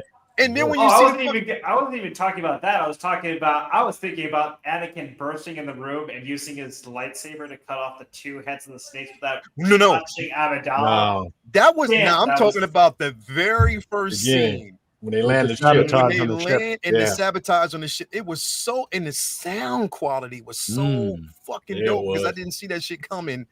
I didn't see it. And it was perfectly done. The way they did that, the whole disguise and the potential of the assassination on the ship at that time, which was the first assassination attempt. Well, they said that actually in the books, there was many more. That wasn't the first. You know what I mean? No. So there was a lot that was actually going on there. But damn, it was such an incredible opener. But again, this film on everybody's zeitgeist, it can be looked at from two totally different ways. Just mainly depending. Zeb, when you say this is a guilty pleasure of yours, where does this film rate for you? Like in terms of the original trilogy and then the prequels? In the prequels, yeah. We're talking about just the prequel standpoint. Oh, in the prequels, it's I want to say it's like if we're talking about rating scale of 1 to 10 here, 10 being the best, I'd say the first film is like, I want to say like an 8. It could it's not perfect, but there's definitely some things they could have worked on, but it introduced a lot of characters. It did a really, really good job of like foreshadowing and keeping suspense and so forth and introducing new variables to the world. Really, really loved it. This I want to say is like a 7. Like it had a little bit of more problems, but honestly, there are so many moments here that are just so memorable. I mean, you have Count Dooku versus Yoda. You have the clone scenes. You have the 2 assassination attempts. You have the clones against Jango Fett in the stadium, pulling out their lightsabers all at once. You have introduction of Count Dooku. There is just so many different things here. You even got to see the Jedi Temple, like not from the outside, not in the council chambers, but actually the library where all the holocrons are and so forth. Like there was just so many little pieces everywhere that were just so good. Yeah. I know this is like one of Vinny's favorite films. He talks about it all the time. Like, Attack of the Clones. Like, he just everything about it is just, I go over his house and he got Attack of the Clones wallpaper. If you go in the bathroom, you know what I mean, the toilet Attack seat. of the Clones bedspread. Yeah, bro. You go in his bathroom. When you open up the toilet seat, here's like a sound effect that says "good." Man, then you go, wow. That's like a, cool idea. I'll check eBay for that later. Yeah, nah. But nah, it's X. What is this fault for you, man? Like, we talking about Attack of the Clones. The film was met with a lot of trepidation due to the simple fact that we're talking about the first time we see Hayden Christensen on screen. Mm-hmm. And here's the thing, bro. Like, the man was playing a teenager, like literally playing a teenager, like playing. He looks more his age. Yeah, like he was playing a rebellious, bratty kid, and people hated that. People didn't understand it. They didn't understand it. They didn't understand what was necessary for him. How did you see his portrayal? What did that portrayal do in the scheme of things? What did you see? How did you see it? I mean, it didn't bother me just because I got the fact that he was kind of a cocky teen. He was a teenager, and teenagers do stupid stuff. And let's face it, the amount of stupid stuff that Luke did in A New Hope, it's like, I can do anything. Let me go off and find my droid. Oh God, I'm being attacked by Tusken Raiders. That's okay. I'm going to be fine. And it's like, oh, let me go and try to save this princess. What do you mean we don't have a plan? You came in here. Yeah. Did you have a plan for getting out? That's okay. I'm going to jump into an X-Wing. Never flown an X-Wing before, but I'm going to blow up a Death Star. Yeah. Luke, that wide-eyed optimism. This was I think a darker version of that, where he still has that trauma of being taken away from his mother, and he hasn't quite reconciled that. So he's rebellious. He's not the Padawan. He's not the ideal Padawan. At the same time, he's got everyone knowing that he's the chosen one. Mm-hmm. So he's got that chip on his shoulder. So everyone knows that he's a slave or former slave, and that he came in, that the Jedi made an exception for him. B, they know that he's the chosen one, so the other Padawans don't treat him quite right. The other Jedi, some are in awe of him, and others, just never trusted the kid. Looking at you, Samuel L. Jackson, looking at you. Just never trusted the kid. Too. But then the only one who did, of course, the only one who was a father figure to him, really, not Obi-Wan, but of course Palpatine. So yeah, I didn't have a problem with his portrayal because it struck me as, okay, this is a few years after Phantom Menace. How old would he be? 19. Okay, great. Let's go. Let's do this. I understand 13. That people, and I talked about this with a friend of mine. I'm like, would it have been something if we had started the prequels not with Anakin as a child, but with Anakin as he is in Revenge of the Sith, that age?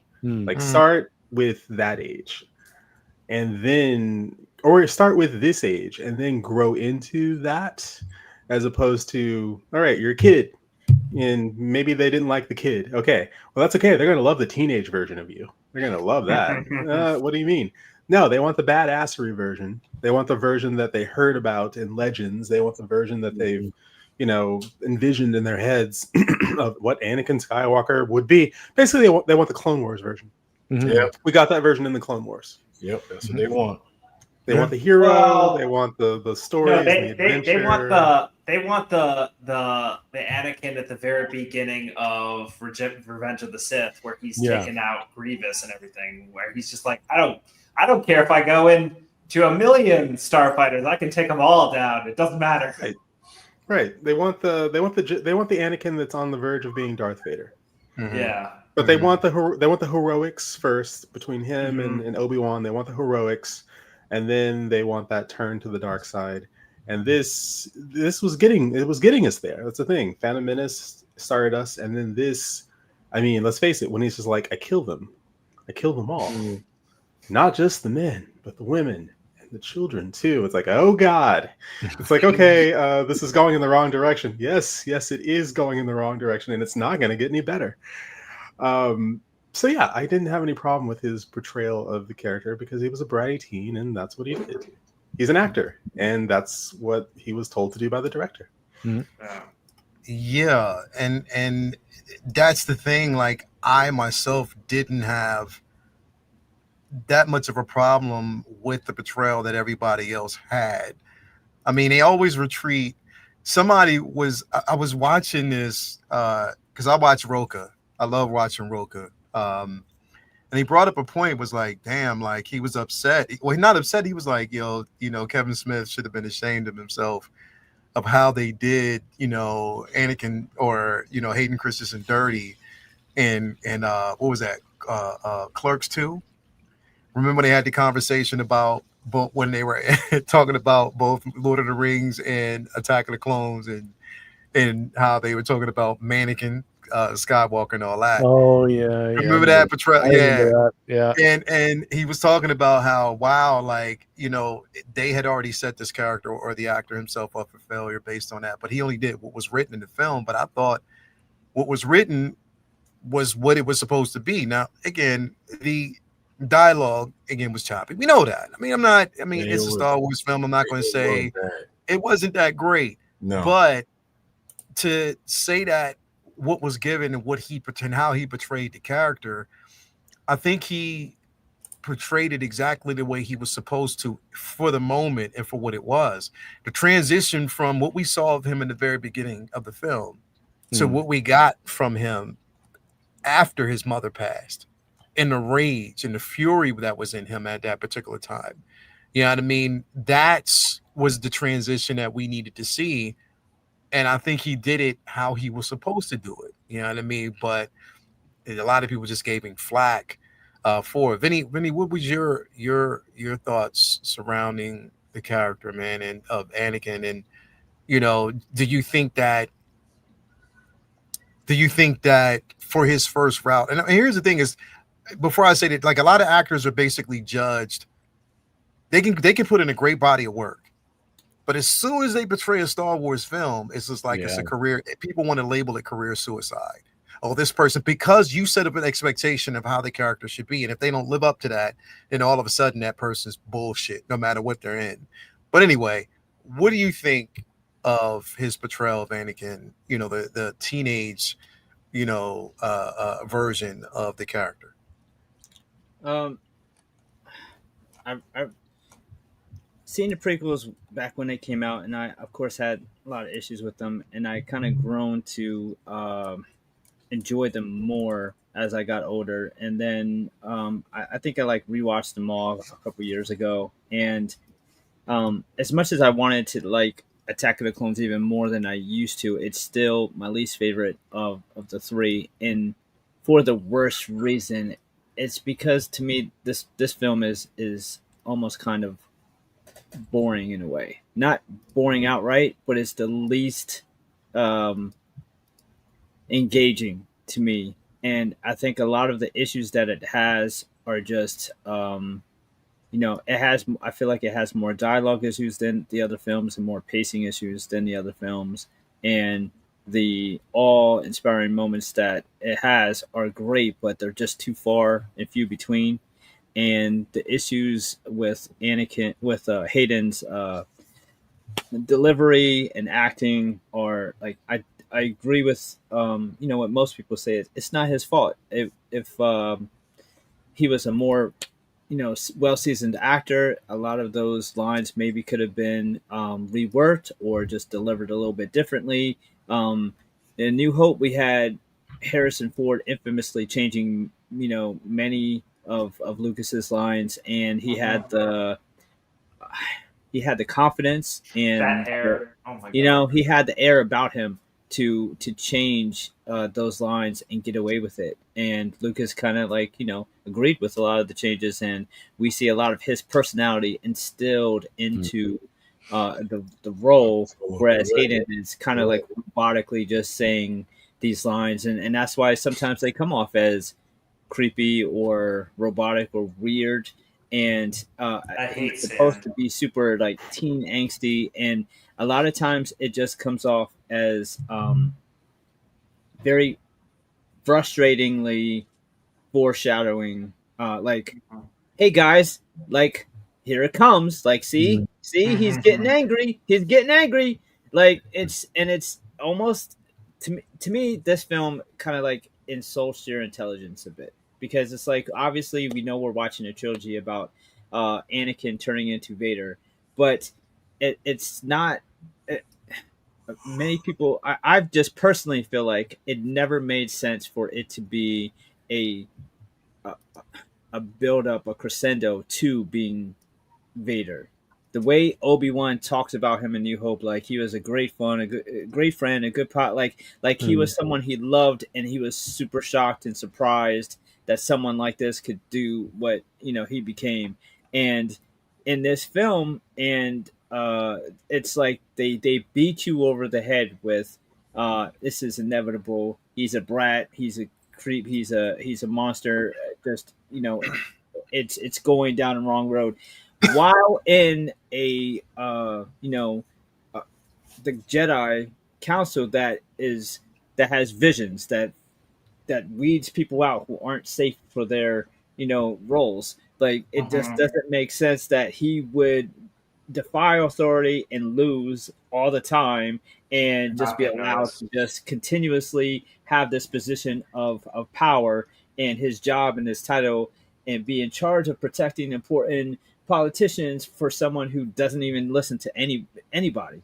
So it just like it doesn't make sense in the context of the film. Whereas in Clone Wars, this motherfucker, every time he breaks a rule, it like it makes sense. It's like any job where, like, on day one, you watch the video of how you're supposed to do it, and then somebody who's been there 10 years ago, this is how we really do it. Like, that's Anakin in Clone Wars, and it works all the time. And it's like you never guess or second guess him rebelling or bucking at authority, because he wins and he gets results. Whereas here, every time he bucks authority, he loses. So it's like, why the fuck would we keep him around? He don't listen and he fucks up. It doesn't make sense, and it just is a lot of cringy acting. And again, it's not his fault, but it's there. And then there's so many other issues that the film has. Like, for me personally, I just feel like it just takes.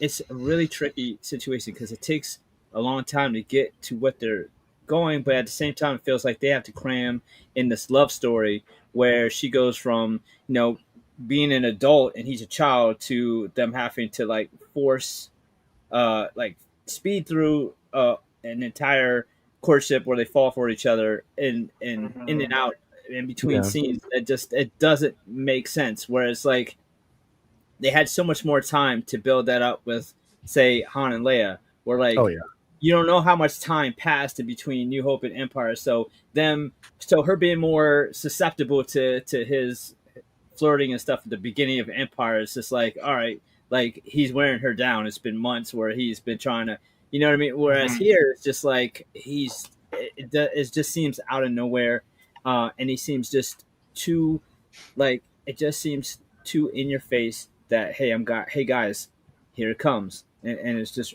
really tricky. I also some of the fights bother me too. I will never be okay with how they did Yoda. I always envisioned him fighting like a samurai. I've always hated him bouncing around like the Hobbit films, trolls. Like I don't agree with how they handled it. I would have loved to have seen him move like a Akira Kurosawa film and be more like a samurai, slower style. I felt like that would have made so much more impact. And I get it, that it was hilarious that he was bouncing around and went back to hobbling like an old man.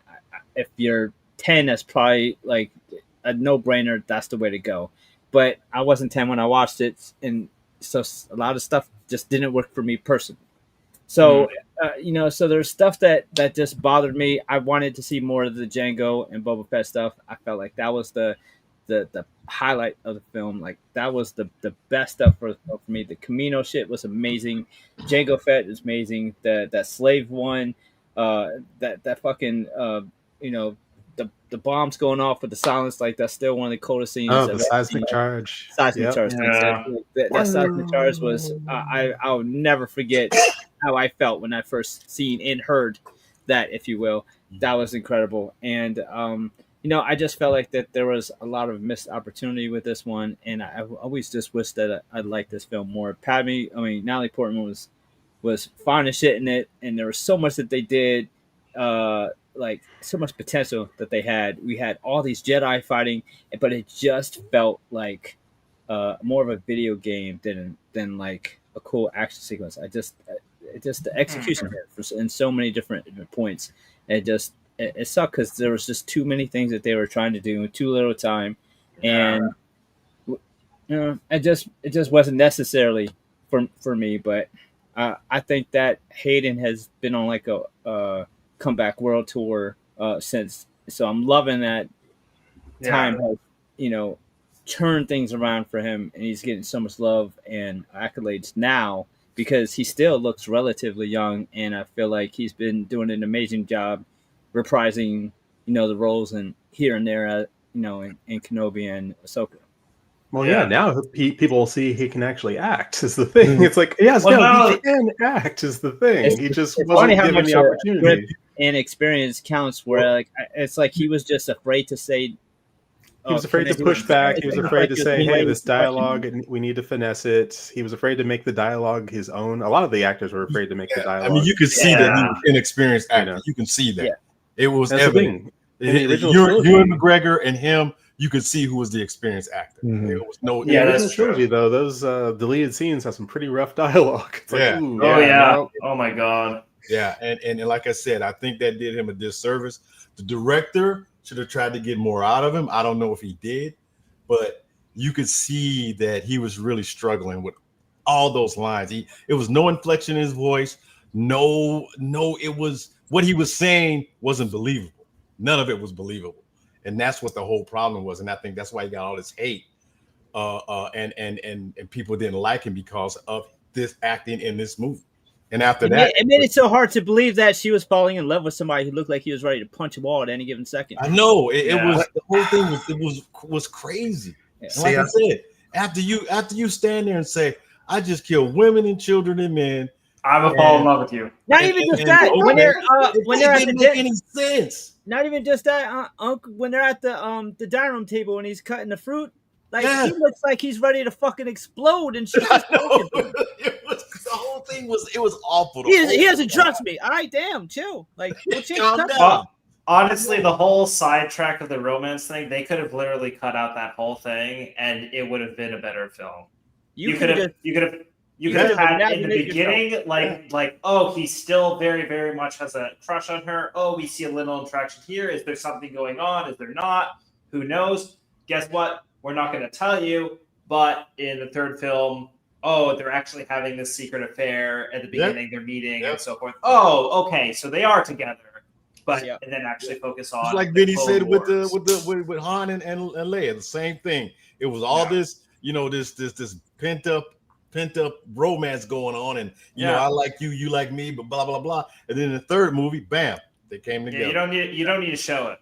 You could have literally just cut it out and let the imagination of the audience run wild. No, and I think this was like his third movie, and this is the first time he's ever had a co-starring role. All the other movies, he was like little bitty part, stuff like that. So, it was not good. It was not good. But see, here's let me play devil's advocate on that though, because he had done films before it, just like a lot of these actors have. But the problem is, it's not. And here's the thing: to say that it was it wasn't the actor's choice. It was the direction that the actor was given. Yeah, that's what I will say, because we know what he can do. I mean, if you've seen, what was it? What Glass House was it? Is it Life is a House? Life is a House in Glass. Yeah. So he's amazing in these fucking films. If you've seen it, but it was just what he was actually given and the direction that a lot of these actors were given in these films. They talk about it all the time. Like a lot of these actors have talked about it was and people know that George Lucas is a creator. He's just not a good director. No, He's not very He's good. not No. as a The director. idea guy. They should have told him, like literally people should have spoke up and been like, yeah, that might have worked for Star Wars, your first film, but not this one. Not this. We're going back. There's deeper meaning for these particular films because they're the setup for what's to come, and we know. I think that what they gave him and what they gave Hayden Christensen to the palette that they gave him, you know, he couldn't get pushed back on it because it was this man's direction. It was his vision. I have to act exact because we can say the same for Rian Johnson and Mark Hamill. Mark Hamill hated that fucking direction, but he had to do it based on what was given.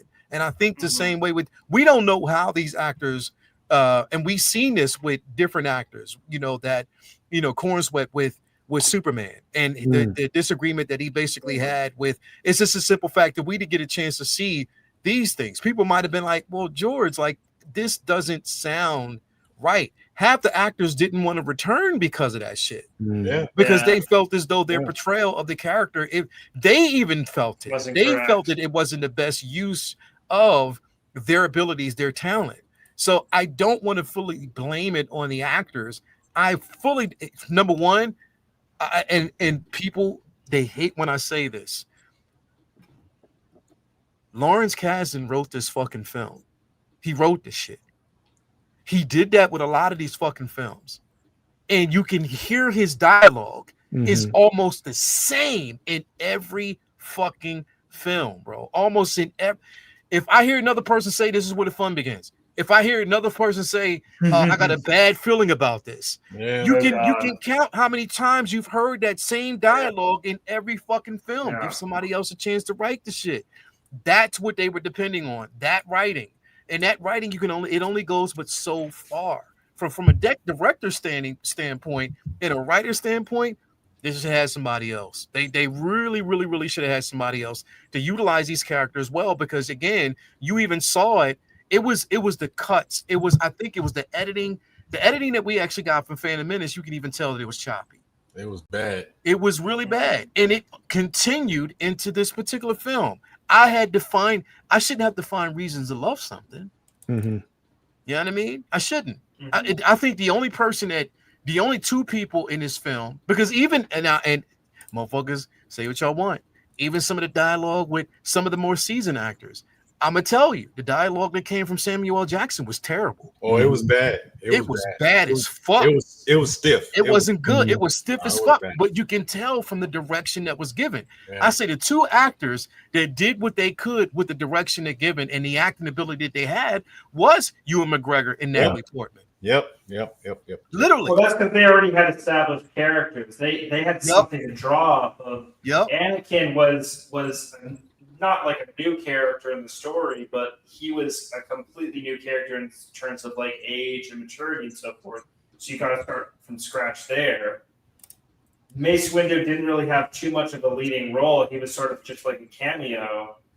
And then like Yoda was like, okay, so how do we, like, he's this wise old guy, but how do we make him fight in a way that is actually interesting in relation to his smaller stature? So like there's a lot of like potential for it to go wrong, and it just did go wrong, unfortunately, and that's what we were left with.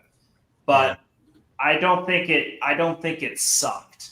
I think it just had challenges. I don't blame the actors. I think when this first came out, when Christian got like criticized for his role here, I think that was unfair. And even though I was probably part of that group when it first came out, that I was like, oh my God, he's horrible. Because when I watched this later on, I'm like, no, it's not his fault. And I'm glad that now when he's apprising his roles in Ahsoka, and he's getting his flowers, man. And like I remember, I don't know if you guys saw, there was like a Star Wars sort of tribute where he came up stage, and like all the Star Wars fans there gave him, like, a standing ovation. Yeah.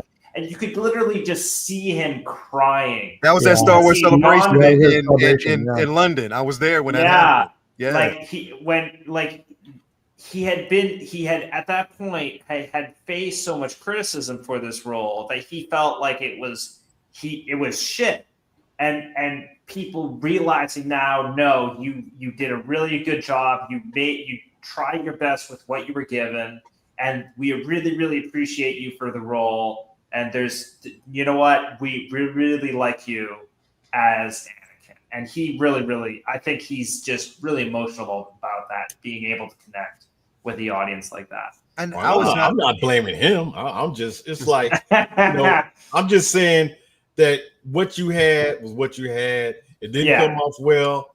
I mean, you were an actor, you weren't the director. So I mean, you did what you did. I bet you dollars to donuts that Christian and probably all the other actors went to the director and was like, how exactly am I supposed to play this character? Like, how do you want me to play this character?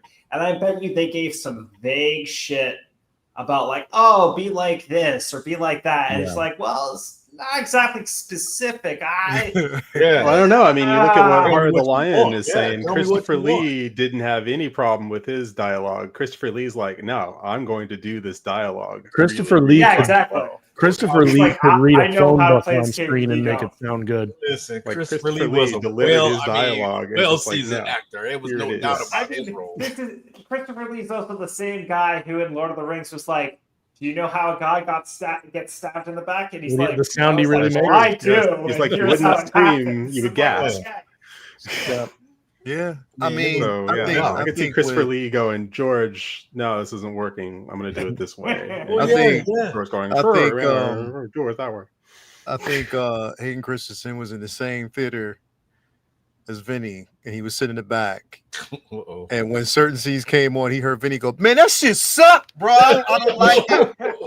And he slowly got up and put his jacket on. Can I ask everybody something? Was that Ahmed Best in the bar? Yeah. Yes. Okay, that's what I thought. I thought that's what I thought. That was Anthony Daniels and Anthony Daniels and Ahmed Best, and I think also I think one of George's daughters. Yeah, one of his daughters was in there, I think. Okay. Yeah. Okay, I didn't know that for sure, but that looked like him. And then the Destic guy, we were at the Star Wars celebration in Anaheim. Did you try to sell you some death sticks? I go over to the bathroom, and I come out of the bathroom, and this dude standing there looking exactly like the guy. He asked me, did I want to buy some death sticks? And I went back over to the Matrix. Him and Mario. I go say, man, this dude just trying to sell me some death sticks. He said, what did you tell him? I said, you need to reconsider your death sticks and go home. That actor was exactly like the guy. It was so funny, man. He was standing there selling death sticks. He was in the Matrix too. He played Mouse, I think, was his character. Okay. Yeah, that was hilarious. Had a good time. Yeah, he definitely. No, I didn't want any death. Who said that? No, I didn't want any death sticks. Charlie Unicorn. No. As much as people wanted to beat up on certain parts of this film, you have people that come away, at conventions as that character, and everybody knows who the death stick guy is. Everybody know who, So there were a lot of great character moments from these films. A lot of memorable characters from these films. And I mean, Zim was a great character. I liked her. I mean, she got killed, but she was a great assassin. I like that. Dex. I mean, all that stuff. There he is. There he is, my man with the death sticks. That dude looked exactly like him. And that's the scene where Obi-Wan. That's the scene where Obi-Wan turns to him and says, "No, that's the highway to the danger zone." Yeah. I like how this is how in the Star Wars universe's drug dealers approach you. Yeah. Yeah, it must be death. I love it. Yeah, would you want? Yeah, that I mean, you know, Are death sticks just cigarettes? Yeah, I it don't know seems what like they it. are. I don't know. Yeah, I'm pretty sure. I think they were trying to. I think my man was trying to sell Uncle Keith some candy cigarettes. You know, the ones he used to blow. Oh, I remember candy cigarettes. Oh yeah, I was addicted to candy cigarettes. You mean the ones I bought when I was a little kid for like a whole pack of them cost a nickel, and you blow them? Yeah, blow gum in them. smoke Yeah. out of The them. smoke came out of Yeah, them. yeah. Yeah, the little powder came out of them. Oh yeah, we had some of Yeah. that. No, the thing this movie, Vinny has made all the kind of the points that I would have also made. Although I'm kind of with Lael on this in the sense that I do really like this movie. My biggest thing was, so like this is supposed to take place. It's 10 years after Phantom Menace. So if Anakin is. It's 10 years. Yeah, he actually there's a point where he says, it's been 10 years since I saw her. Oh yeah. Oh, that's right. He did say that. Yeah. So if he's 9 or I think he was supposed to be 9 or 10 in the first He's one. 9. 9. So then he's 19 in this 19 movie. years old, yeah. And then by Revenge of the Sith, he's 23. So because that's 4 years later. So the way that they've done the timeline of this, again, like everyone's saying, I don't blame him for the way he interpreted the script and the way he did the part. The main thing I think that everybody, a lot of people will forget is the fact that when this movie came out, the Clone Wars animated wasn't even an idea yet. Like they had no expectation that they were going to flesh his character out. So they basically made these 3 movies and fast tracked through the story of him falling darker and darker, which is why they did such beat you over the head things of him just with that weird, creepy staring at Padme all the time, which was, I always thought that was odd. Women love that, right? Oh yeah, they do. Yeah. But like, just the way that he stared at her sometimes was like, I even made me uncomfortable. I'm like, what are you doing? Why are you doing that? But I mean, that's the thing. They're trying to force you to look. See, he's turning bad. So you're saying that Anakin was a stalker? A little bit. Yeah. Okay, all right, I agree. Like, I mean, Probably doing the thing that people did at age 19, which is have no game. I'm not saying that he was He a had stalker, no but game. he certainly was coming off that way in a lot of moments throughout the film. But I think that the like again, like Vinny said earlier, the way that Obi-Wan describes Anakin in A New Hope, like he was a good friend, a cunning warrior, and all the way he describes him is the way Anakin is in the Clone Wars. But yes, you're right. That you didn't see it in the movies, but you did see it in the Clone Wars. Yeah, and that's the thing is that they I think what they needed to do was, or what they seemed like what they were trying to do is they were trying to hit the beats throughout the entire prequel trilogy. Okay, he's here to here. Now we know he's this age. Okay, he's got to start showing some signs. Okay, he's got to do something evil here. Okay, he's got to be drawn back a little bit. Okay, now he's going to glare at Padme and look really creepy at her. And like I think they were trying to push it just felt forced, if I can use that term. The love story didn't make any sense. It felt made way no rushed. sense at all. It was rushed. It was rushed. If the prequels could have started with the Clone Wars, Yes. I think that would have been an amazing start to the prequels. Like Yeah. episode 1. Yeah, but then we wouldn't is have the Darth Clone Maul Wars. then.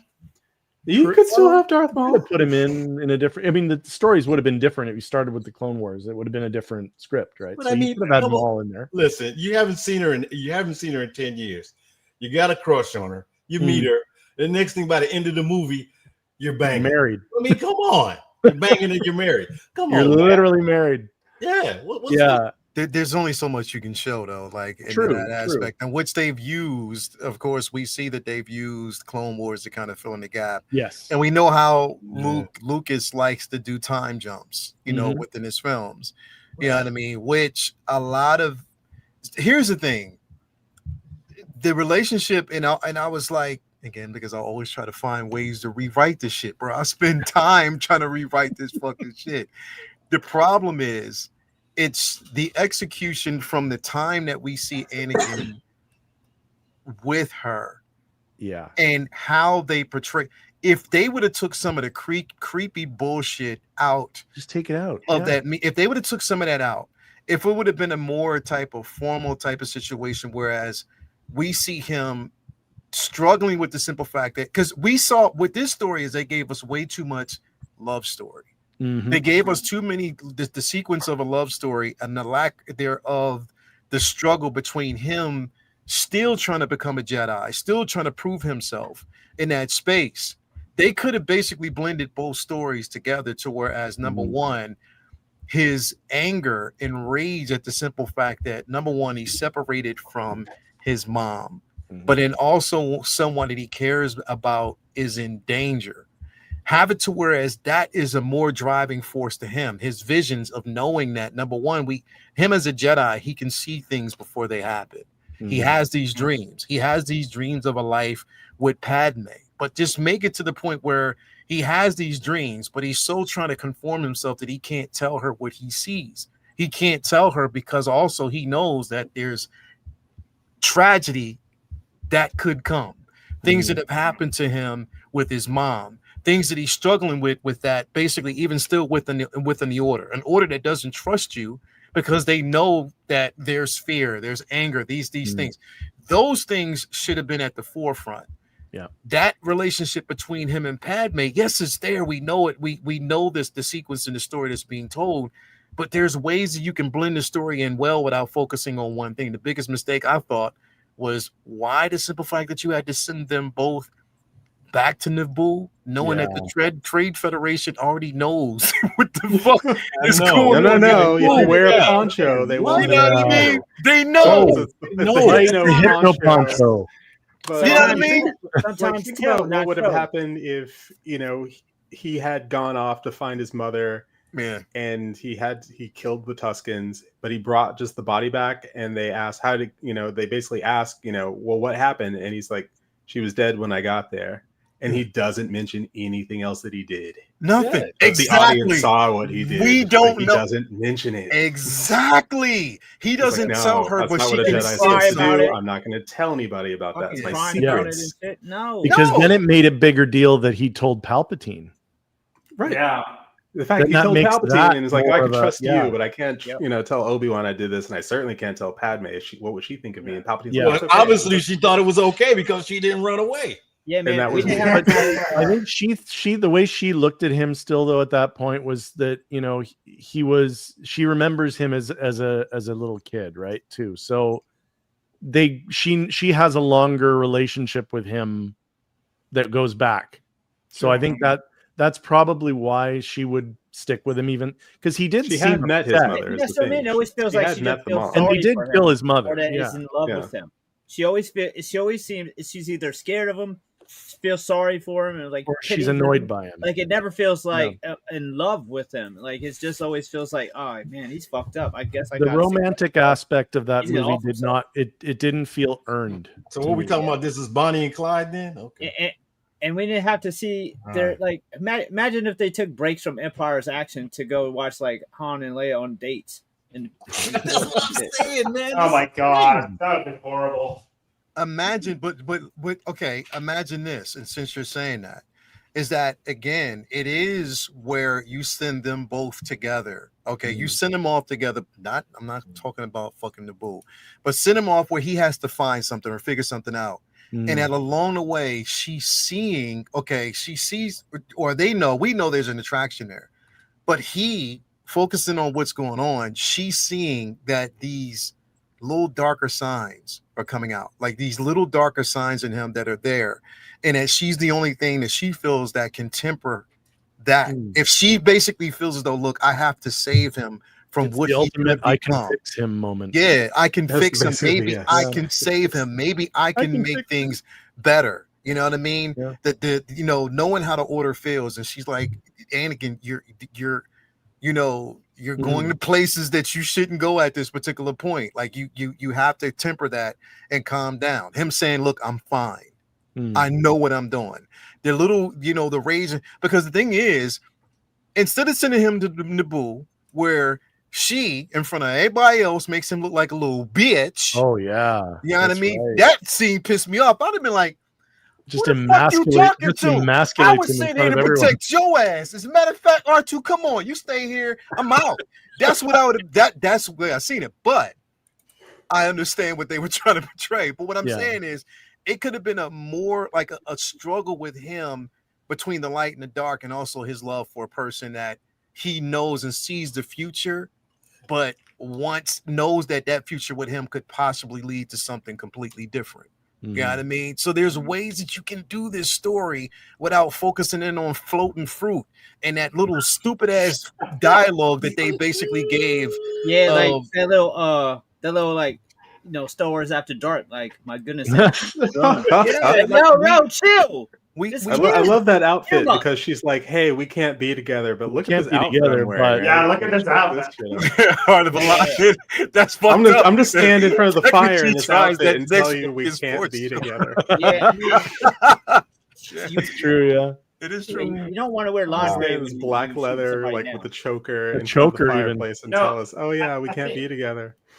I think honestly, if the movie should have just removed all the romance scenes, right?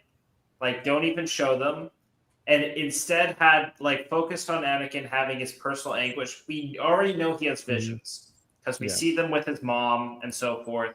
And honestly, instead of the romantic sort of scenes we see, instead replace them with, he's not only getting visions from his mom, but he also sees Padme in them, his relationship, the marriage, and so forth. And at the same time, him confiding more and more with Palpatine, reinforce that relationship more than the Padme Anakin one, so that when we get to Revenge of the Sith, we're like, oh, like that would have made all the Sidious has this hold over him, and it's about like, here's how life really made a whole lot more sense. You just cut to the butcher, and he's like, they're fucking.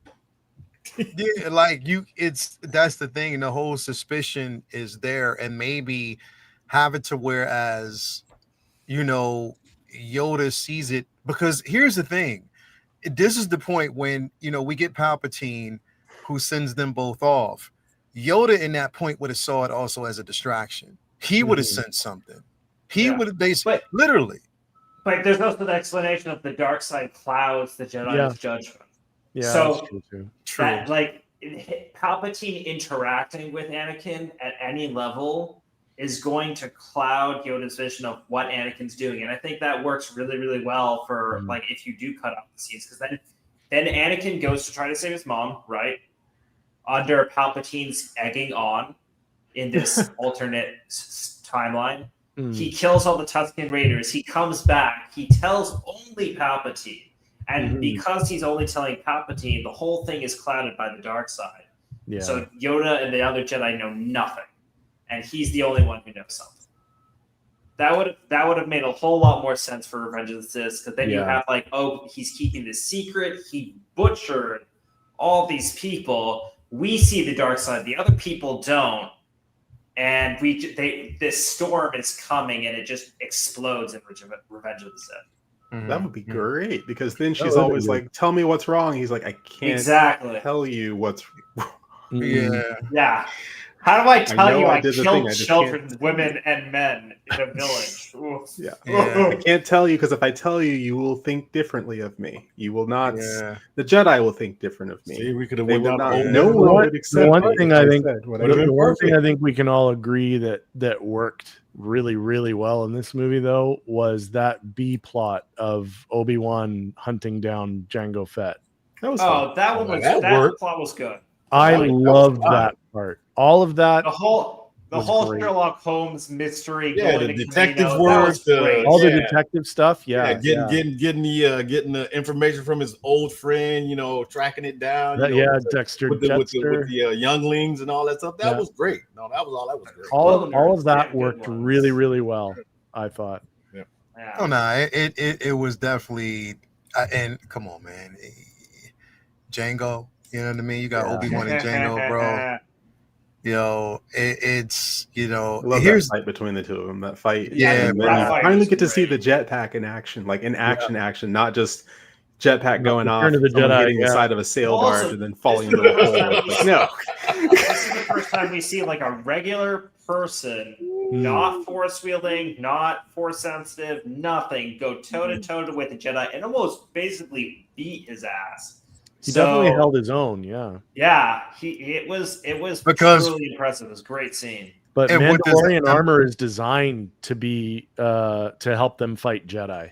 The fight Jedi, and they Yeah. all and they've learned to fight Jedi from a distance. Yeah. That's Well, how they You fight know, them. you know Django's Yeah. backstory, right? Yeah, Mm-hmm. Killed 12 Jedi with his hands. He didn't With his have, like, hands. anything. So yeah. So Yeah. Yeah, And then Samuel L. Jackson's like, what? yeah, no, and then Samuel Jackson just Are you going after my lightsaber, are you? Yeah. Come on, No, man. the look on his face when he like used the force to get it back and turned it on, he's like, no, what are you doing? Come on, man. Like, come Yeah. on, come on. No, That fight should have lasted at least another 2 minutes. At another least. couple been- minutes, yeah. yeah. That was- Ah. I can't think of more of a moment where Ewan McGregor looked like Jesus than this moment right here, bro. Like this was Jesus right Damn here. green screens. Wow. Does anyone notice the and it's become really obvious to me. I don't find it distracting, but I do notice it, is that Background. clearly that in reshoots Ewan McGregor had shaved the beard off. So there are shots, there are scenes where it's obviously stuck onto his face. And it doesn't look the same. It looks different. And I always wonder When he was talking to you know what the scene was? When he was talking to Anakin after the elevator? Anakin had lost his saber. Oh yes. And that was Yeah. the scene when Yeah. he was like, "You must protect this saber is your This is life." your And life. if you look at it, yeah. It's that not was the scene. moving. It doesn't move the same. Like Nah. like when he has a natural beard, you can tell. Yeah. And so you know where they did the reshoots, where there was reshoots that he was brought in to do a couple of extra things or whatever. But that fake beard, for a while there, I was like, oh, I can really see it now. Yeah, but I mean, by far though, it was definitely Ewan McGregor that held this Oh, this yeah. movie. Yeah. He held it the entire time, bro. Like he did such a great job. Yeah, he did. You know what I mean? Especially when he was like, well, he said, we did send the transmission and we came to save you. He was like, Yeah. good job. Good job. Yeah, that shit was fucking funny. But it Ewan was- McGregor, I would say, out of every single person in this cast, is Yeah. the one, because he's in all three movies. He understood the assignment right from day one. Yeah, he did. And he nailed it. Every movie of all the prequels, he's dead on. He I would say nailed it. between him and like Ian McDiarmid, yes. Yeah, that's true. Yeah, you're Because right. the both of them are having such a good time Oh, for playing sure. their yeah. characters, but they do such a good job of playing. And their if characters. Qui-Gon had lasted a little bit more, he probably been a great asset to the movies also. Yeah. Yeah, I think Liam Neeson would have really done well, and if he hadn't killed him off. I mean, yeah. Here's this interesting kind of murky ethics Jedi. I'm going to bet on the slave kid in this race to get us off planet. It's going to be great because they won't take my garbage money that I tried to trick them into taking. Yeah. Bro, could you For imagine? public credits will do fine. No, No, they won't. no, they won't. You think you're some kind of Jedi waving your hand around like that? I ain't gonna front though. If I was in this fucking room right here, I'd have so much fucking fun, bro. Oh yeah. Oh I would yeah. have had even more fun if I'd had a set to work with. Yeah, that's true. That's true. Hey, listen, It's true. They You gotta all Use your What I do, imagination. No. this Now, ain't 1945 Hollywood, okay? Yeah. To this day, I remember them saying that NSYNC were in this crowd somewhere, that they were on set, and they were dressed up as Jedi. And I always kind of look to see if I can recognize any of them, and I never do. I don't know if that really ended up being true, or if that was just a I feel story like that every movie there's some star that they say is in it, but we never know. Like, remember when Daniel Craig was supposed to be one? It was a stormtrooper. he was a stormtrooper. But Yeah. is that true? I never heard Yeah. Daniel Craig. Or was it just his voice? Nah, he No, said it was well, true. He said I heard it was true. true, but he's got the Yeah. helmet on. Yeah. Yeah, he Also, said it was I remember true. John Bon Jovi was in Young Guns too. What? For I love like it because you could just say anybody was there. Yeah, I know. Yeah, he was there. It was him, and also it was it Prince Harry, or one of them that was actually there as well. Yeah, Harry and it was before Yeah. they had their family problems, but him and William were on set. They were on set Well, at who the are all time. these So red shirts? he's who's that? Oh, you Who are all look. these red shirts? Like, what the hell? Like, who's that guy in the middle? Like, not the guy in the white, but the guy next to him with the saber above, like holding both hands above his head. Who's that guy? I mean, to see that and to see how it translates into this, you got it. It was spectacular, bro. It is, yeah. Seeing the arena scene for me was absolutely fantastic, bro. Oh yeah, it was. I like the scene that came afterwards, where you get to see them dropping like walkers on all the the clones coming in. What? Oh my god, when the clones show up in those gunships. Yep. Yeah, that scene was amazing. I loved every second of I that. didn't like the arena scene. Yeah. And then to see like the You said you balls. did like the arena scene? Lego of that set. Oh my god. You like the arena scene? You said you didn't, or you did, Vinny? I didn't. I'm probably I'm probably the odd duck there, but it just didn't do it for me. It just felt too thrown together, and it just seemed like overkill. I would have loved to have seen. I don't know. It just like one Jedi should have been able to take out multiple, and there was like dozens to fight dozens. It just seemed like overkill, and it just I don't know. I thought there had been. I don't know. I just wanted more from it, but that was I know a lot of people loved it, so I'm sure. I suspect that there were a lot like the Jedi that we see in that arena scene. I would imagine, and I think actually if there's another shot of them, I'm not sure, but they're not all Jedi. Some of them are with their Padawan. Like some of them are Padawans in there too. Like you can see the shorter hair with the braids on some of them. Yeah. But yeah, like so it's some of them are masters, some of them are not. Yeah, some are masters, some are apprentices, and so I mean they're not all going to be as experienced, as skilled. It's skilled, yeah. Like you're gonna have it's gonna be an unfair fight. It just felt muddy. Like I don't know. It's like seeing the Justice League together for the first time to stop like a bank robbery. It just like it felt like a little overkill. Yeah, it just felt overkill. And it wasn't. Yeah, it didn't feel like it was. I hear what you're saying. I think a lot of the exposition, and that's where the books. When you read the books, is totally different because the exposition in the books had said that a lot of these Jedi that were here, even in this particular moment, weren't seasoned for war. Yeah. They weren't. They were a lot of them here. They weren't warriors. They weren't. They were warriors, but they weren't seasoned for wars. A lot of them were peacemakers, and that's where they thought. A lot of them were basically like peace negotiators and stuff like that. That had to be here in a moment because of what was brewing. You know they weren't generals until the Clone Wars started. Yeah, like a lot of them weren't made to be generals until Clone Wars, and even actually even before the Clone Wars started at this particular moment. Once the executive order was given, because there was even in part of the books before this ended and they got back to Coruscant, that's when they got word that they were going into war, and each Jedi or some of the Jedi masters were separated by rank. You know what I mean? So that's when the story kind of evolved that way. But again, a lot of them even had disdain. Some of them that were here, and even like some of the Jedi never left the temple. They didn't go. They said they didn't want to be a part of it. So I get where if it was explained a bit better, and of course they can't explain away everything and their reasoning for doing it, but it would have made more sense. I get it. Like I guess I was more excited because until this film, I hadn't ever seen that many fucking Jedi in one arena, bro. Yeah, and that was the excitement for me, was seeing that finally when we talk about the Jedi of old and how many there was. You know, before Order 66 and what we got, it was a beautiful thing to see on screen, and that's what I was excited about. Like I said, Palpatine. Like that was ridiculous.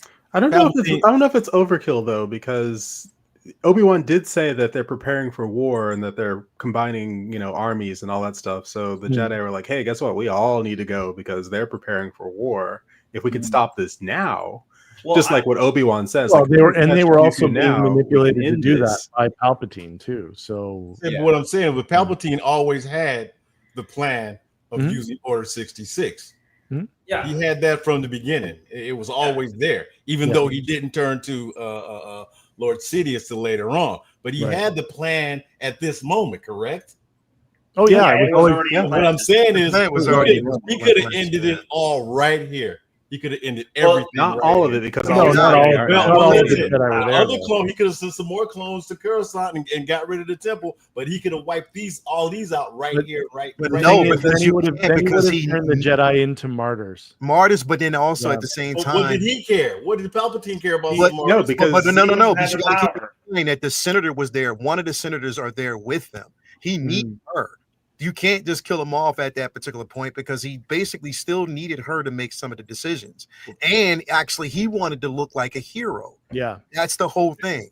So I understand. I understand what the plan was. Yeah. But what I'm saying is, if that wasn't the plan, he could have ended all of this with Order 66. Oh no, he could have, but Yeah. he well That wasn't right the here. plan. That needed was the the clone. he was playing a long game. But listen, but when you're about power, you don't. I mean, power is power. You don't care how you get it. You know what? But As you, the but Clone what Wars is went on, power he if got you more and don't more have power. that power? He didn't have that much power at that time.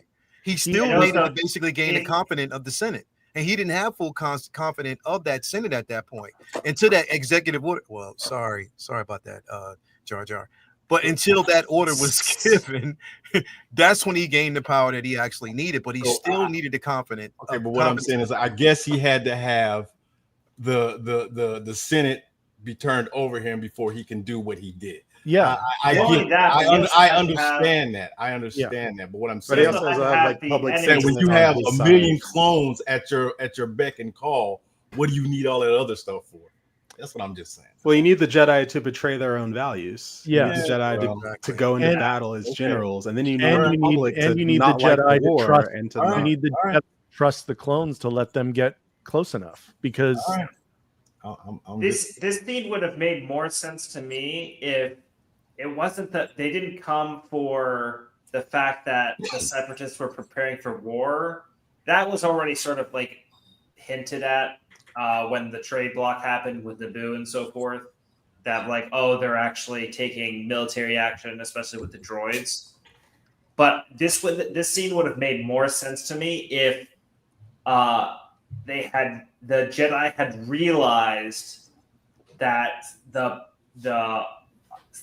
whoever the mastermind behind this is on Geonosis and is a Sith, and that would have been Count Dooku, and that's why they came out in full force, is because this is the dark Force user that needs to be imprisoned, killed, whatever, and that's why they're coming out in force. That would have made more sense to me than like, oh, we're here to like start the war. Yeah, because they had no idea Dooku was actually the second. Up to this point, idea. even Mace Windu didn't want to believe that Dooku was responsible for anything. Like, right. He was even saying, no, he's an idealist. He's not a murderer.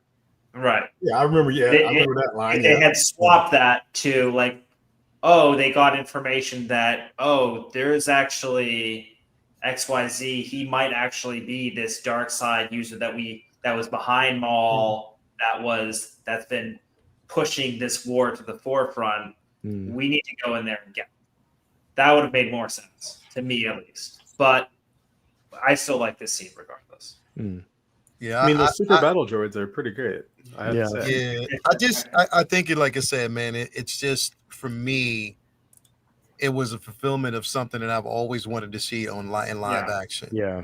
Execution, be that what it may be at that point, I still love seeing it on screen. And the amount of sabers that we actually got, some of the cool characters that we got, even though these motherfuckers still didn't let me see Shakti in action the way I wanted to, because that's one of my favorite characters. Kit Fisto smile. Kit Fisto didn't even do much either. Here, come on, Barristan.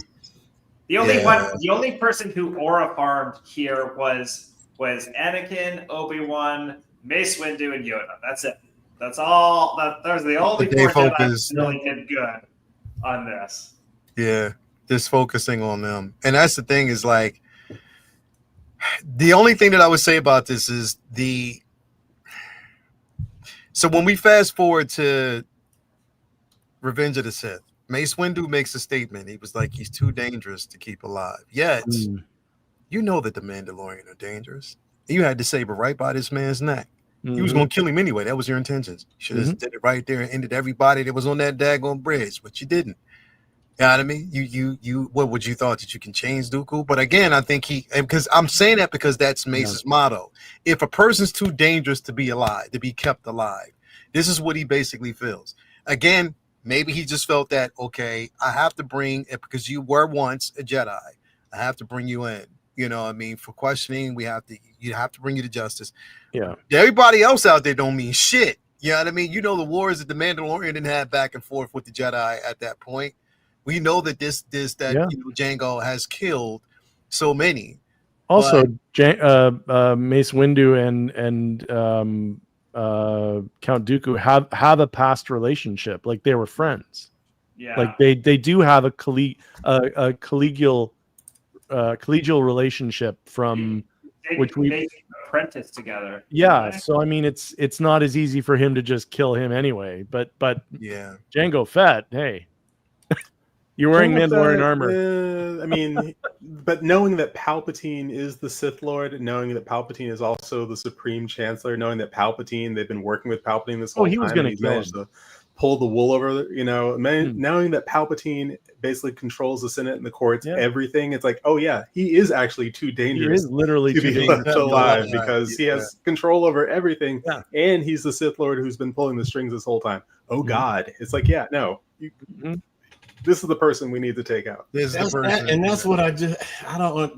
understand that part, man. He should have just killed him and been done with it. But the story couldn't have went on. I understand that. But he knew all of this, but he let Anakin stop him. I don't. Bro, it was sort of like, come on, man. Bro, it was sort of like when he had, it's my saber. It's sort of like when he had the saber in his hand. He went to swing. It was sort of like he stopped and was like, you gonna step in now? I know. It's like, what were you doing? Yeah. Like it was just so slow. The reaction at that point was just so slow. And he reached back to like he reached back like he was going to do it. And everything he said was true. He can't. He's too powerful to live. We can't let him live. Yeah. Let's say some of that. So I need him. I need him. We're gonna save that too. That's we jump a little too far ahead because I know a lot. We're gonna have to talk about that. That was one of my favorite films. Fuck. Episode 3 was dope as shit. Oh yeah, it was everything that I needed. This film, look, I get it, bro. I get it. I get it. It wasn't everybody's, but for me, it did have some high points. It did. There was some very high points in it. I just think that they focused in way too much on the love story and the chemistry, or the suspect chemistry between, Obi-Wan. I mean, sorry, not Obi-Wan. Padme and Anakin.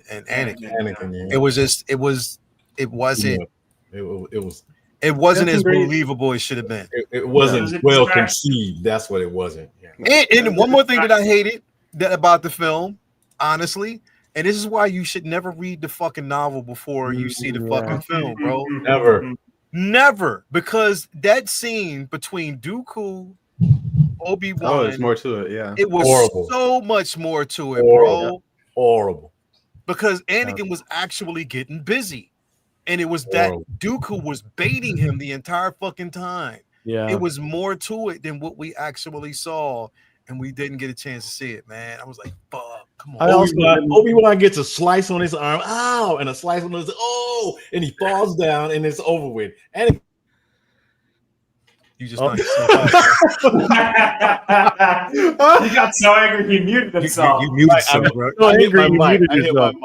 And it's over in a matter of seconds. Come on, man. I that was one of the things I didn't like about was the fight choreography that they designed for Dooku and Anakin. I thought I didn't like that. It was I didn't like the whole flashing lights in the front flashing of light thing felt a little cheating after everything else. Like, oh yeah, that's a little cheap. You cheated, and then it gets bro. cool again, but the flashing lights, I'm like, what is this?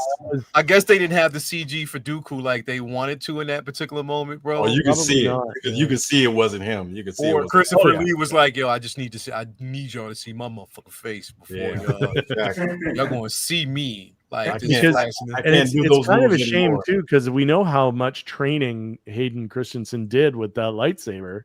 Yeah. Like he trained a lot for those fights, and then Yeah. in that movie anyway, it was just completely. It was all up close. You didn't get to see him doing anything. I will too admit bad. though, Vinny, the one thing I do agree, super duper agree with you on, is I felt that the Yoda Dooku fight could have been a bit more uniform and not as fast, because the flipping around, it was okay, it was cool to see, but I just think that we're talking about a Jedi Master, bro. Yeah. The Jedi Master at that moment. Mm-hmm. And who didn't need to do all these super duper flips and stuff like that. You can give that, occasionally, but again, more to the point that I want to see how as a saber wielding master, the craftsmanship in which you do and how you're able to do these things. I think just, put it this way. You as a Jedi master shouldn't have to go after Dooku. No. Dooku should be coming after you.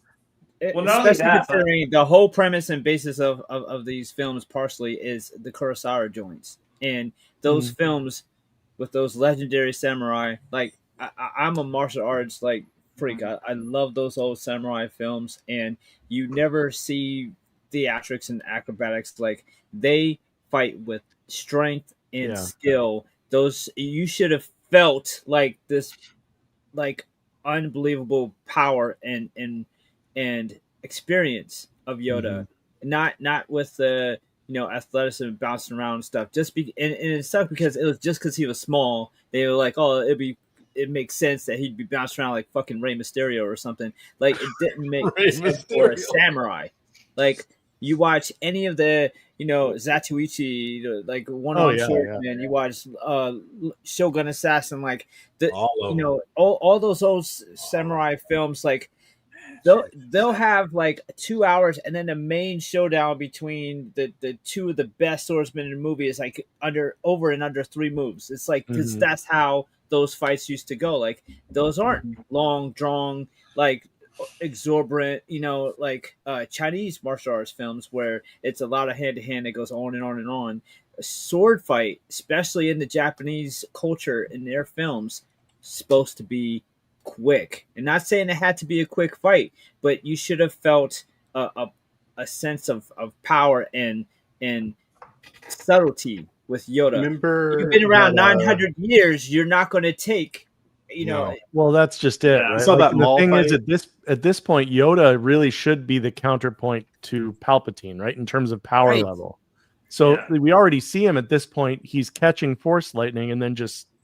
Like that moment where it was so like that was how I expected. Like you barely any movement, no wasted movement, right? He didn't do a bunch of flips out of the way of the Force lightning. He just caught it and just shoved it away. That is what I expected. I expected samurai movement from Yoda. It's the most perfect character to give a traditional samurai fighting style too. Out of all the characters that we've ever seen, that would have been the most perfect, and they just blew it. Star Wars Rebels, the fight between Obi-Wan and Maul. Yeah, remember that? That's it right there. Yeah. And that was that. That was it. That's it. And it was beautiful. Honestly, Yoda shouldn't have even used a lightsaber if we're going with lore specific. He shouldn't need one. Technically, Palpatine wouldn't be using a lightsaber. Need one. Yeah. Doesn't need one. He technically doesn't need one. He's just using it to basically poke fun at the Jedi, literally. Yeah.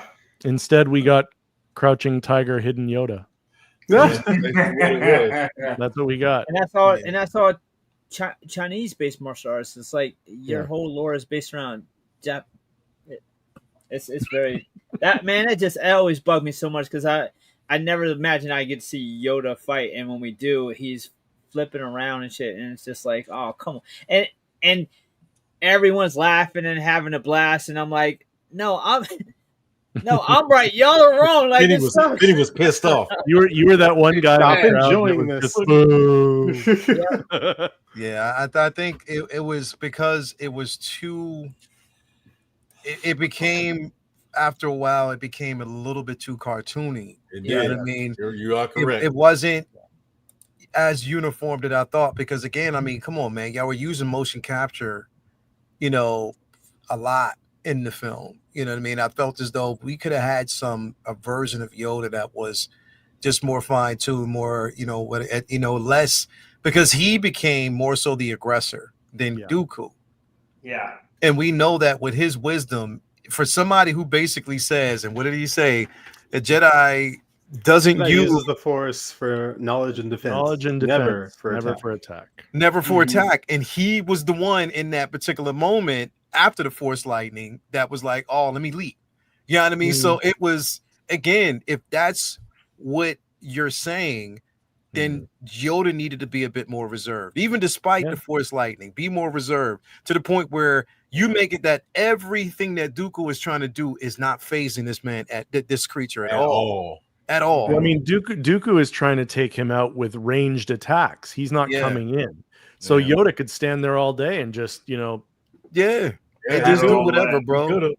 Make Dooku come in and have to attack you. Yoda should have been able to hold that piece of metal up in the air and still fight Dooku. Yeah, that's the truth. That's how powerful he is. And it would have made it so much more impactful that Palpatine was the only person able to beat Yoda instead of him having trouble with Dooku too.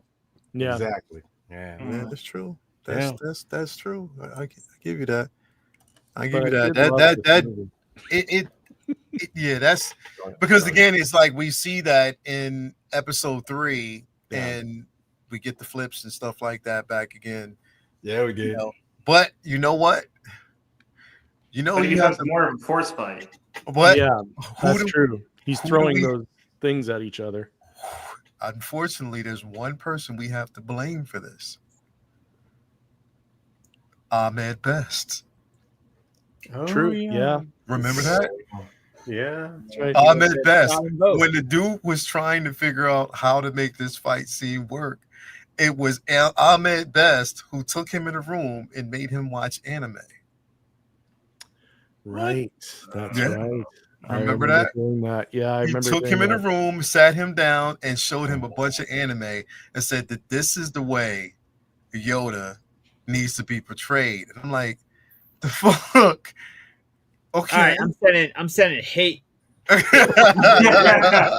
Ahmed Best's Instagram right now? This isn't over, Ahmed.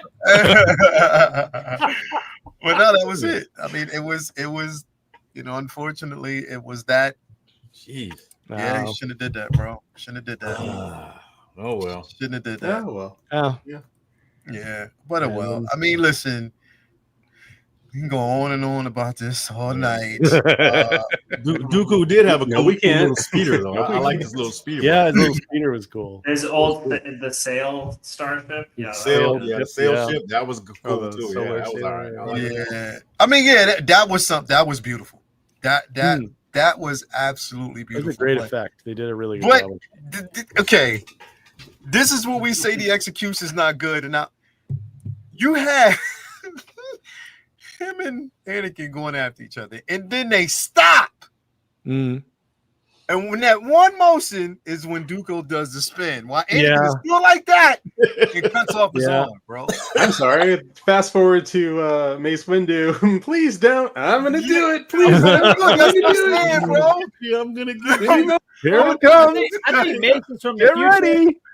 I think Mace is from the future, and he was like, "Shit, if I kill him, we're not gonna get to see the OG trilogy. I can't kill him." Yeah, I can't kill him. Like, come on, man. Like, yeah, it was bad. It was bad. Those scenes, those fucking scenes, bro. Like that arm cut. It was much more planned out in the book. Of course, I shouldn't have read it. I was just so excited. I read that whole book in a day.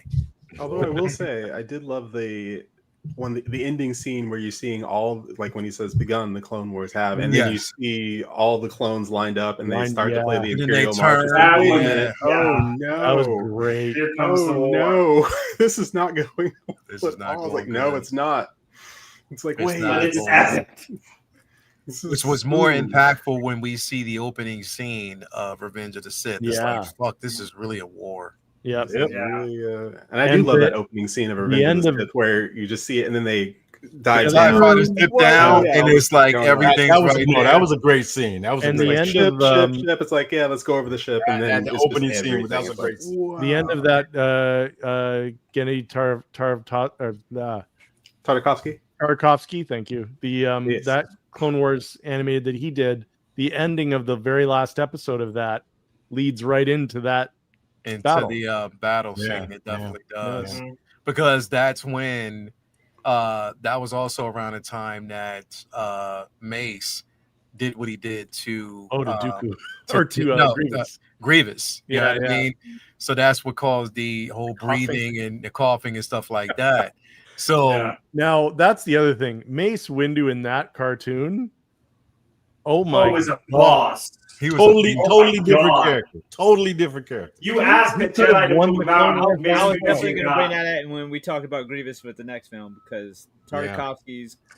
I was gonna say the Tartakovsky Grievous, where all you hear is like the footsteps, and that one Padawan just freaks unlike- out.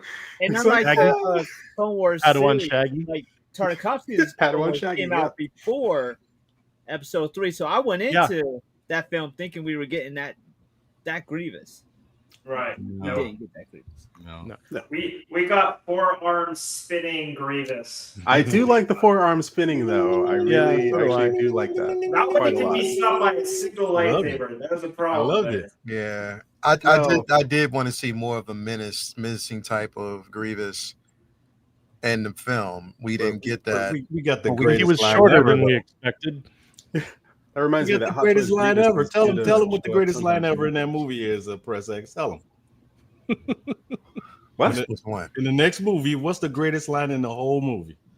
General Kenobi. No. Hello there. The best line in the whole Hello movie. there. Hello Come there. on. Oh, Come on. Oh, of course. General Kenobi, you are a bold one. Kill him, You are a bull. Yo, you fool! but it just Your Jedi it arms showed like, "Count how fearless Obi-Wan Yeah. really was. is. Obi-Wan was a badass. He's like, Period. what do I do? Let me just jump down there. Gonna Yeah, jump right, down into going. a crowd of bad guys. Yeah. But I do love that. More Army or Anakin's not, character you rubbing must off on realize Obi-Wan being you reckless. are doomed. What'd you say, Zed? I was saying that it's probably more of Anakin's character rubbing off on Obi-Wan being more reckless. Yeah. Well, Like, Obi-Wan yeah, was reckless even normally in, Obi-Wan would not jump into the middle of like everyone plus Grievous. No, That's probably no. not a great idea. But he you was know he what? was reckless in Maybe Anakin Phantom can do Menace it. too, though. He But don't you think that also looking at it that way is that Anakin actually brought out the best in Obi-Wan Mhm. by teaching him absolutely. that he was holding himself back. yeah, no, definitely. You know what I mean? They fed off one another. Yeah. I mean, you saw him at the Brotherly beginning of connection. Revenge of the Sith, where it's like, it looks like a trap. What do we do? Spring the Bro. trap. The trap. Listen, Bring the trap. Yeah, Spring exactly. the trap. And he Listen. smiles like he's having a great time. It's like, spring Oh, the yeah. trap. the best fucking scene in all of fucking Star Wars to me, in all of Star Wars, came in season 7 of Clone Wars. Mm. When all through that fucking fight, everything was happening, and Anakin just walks out and crosses his arm in the middle of a droid war, bro. Yeah. Yep. It Right is on that everything bridge, is right? fine. Yeah, the bridge. bridge, And right? he's having a full conversation with Obi-Wan while shit is flying. It's like, Master, what are you doing? With the down level there? of confidence, bro, because he had a fucking plan. That was the best fucking scene in all of Star Wars and the best execution of everything that everybody has ever said about Anakin was in that one scene. Exactly. Everything. Because he knew exactly what he was doing. It that I encapsulated surrender why shit. he would have the trust to even be able Yeah. to betray everybody. And the fact that that's the Anakin that we all actually really love, and then when Hayden came back to do the Ahsoka show, and that's the Anakin we got in live action, Yeah. he was acting like the animated Anakin, The animated Anakin. and that I we saw. loved that. I Had it loved not- that. Had it not been for the Clone Wars, we would not I don't We think have we it. like the No. character of Anakin Skywalker or the No. Hayden Christensen version of that No. as much No. as you saw how people were going after those hot toys. Oh yeah. Yeah. And you saw what happened at Celebration. People are like, yeah, it's like people would not like your character as much if that if it didn't were do not it, for the Clone They Wars. loved and you got to get that and put that in Filoni. That's a win Yeah. for Filoni, bro. 'cause And he did went such a back. great job. Hayden Christensen went back when he knew he was going to be doing Ahsoka. He went back and watched it. and watched all The the. Clone He hadn't Wars. watched Clone Wars. He watched Yeah. the whole thing, hmm and then he tailored his performance off of what Anakin was like during the Clone Yeah. Wars. He did his such a great homework. job. A lot He did his He did homework. his homework. Yeah, He's And it was such a great. great job. And Such it a was great clear. job. there you go. Such a great job, bro. Yeah. Like, and that's what makes for, again, those little things, those little touches of how those things can amplify what we want to know about a character and just kind of polish the things that were mistakes. It made so much sense, man. But we'll episode 3, we're gonna have that conversation next week because Buzz droids. I am the Senate. that shit was tragic. Treason. Then R4, the center eye. Hit them in the center eye. Well, and Another happy landing. is it? Hold on. Let me pull this up real quick because I was gonna do it earlier, but I was like, is it too soon? Ray Hold on. Shields. Really, Anakin? Ray Shields. Activate our shields. Hold on, where's it at? I had it here just a little while ago, but I was like, is it too damn soon? Hold on, where's it at? Because I was gonna actually talk about this when we were talking about Attack of the Clones, but I didn't. Where's it at? I love that. Racials. Wait a minute. We're smarter than this. Apparently not. Here it is. Wait a minute. We're smarter than this. Here it is. Watching that, and then watching like what was it, episode 2, and knowing what was to come in episode 3, this scene hits a lot different. It does. Oh, Too soon, I know. Too soon. It hits a lot different. Master bro. Skywalker. There are too many of them. What are we going Yeah. to do? Oh, Master Skywalker. Yeah, bro. It hits a lot. And the way he looked, where he had where his hood was like, and he looked at him like, yeah. I'm about to do some evil shit you right look now. pretty You dumb. might want to got turn these away. kids know Big ass. That's what you better start doing. Spaceballs helmets. Spaceball. Their little Yo. necks are fucking getting injured and shit. Look at it. Yeah. Oh man, Yeah, like it's they didn't make it.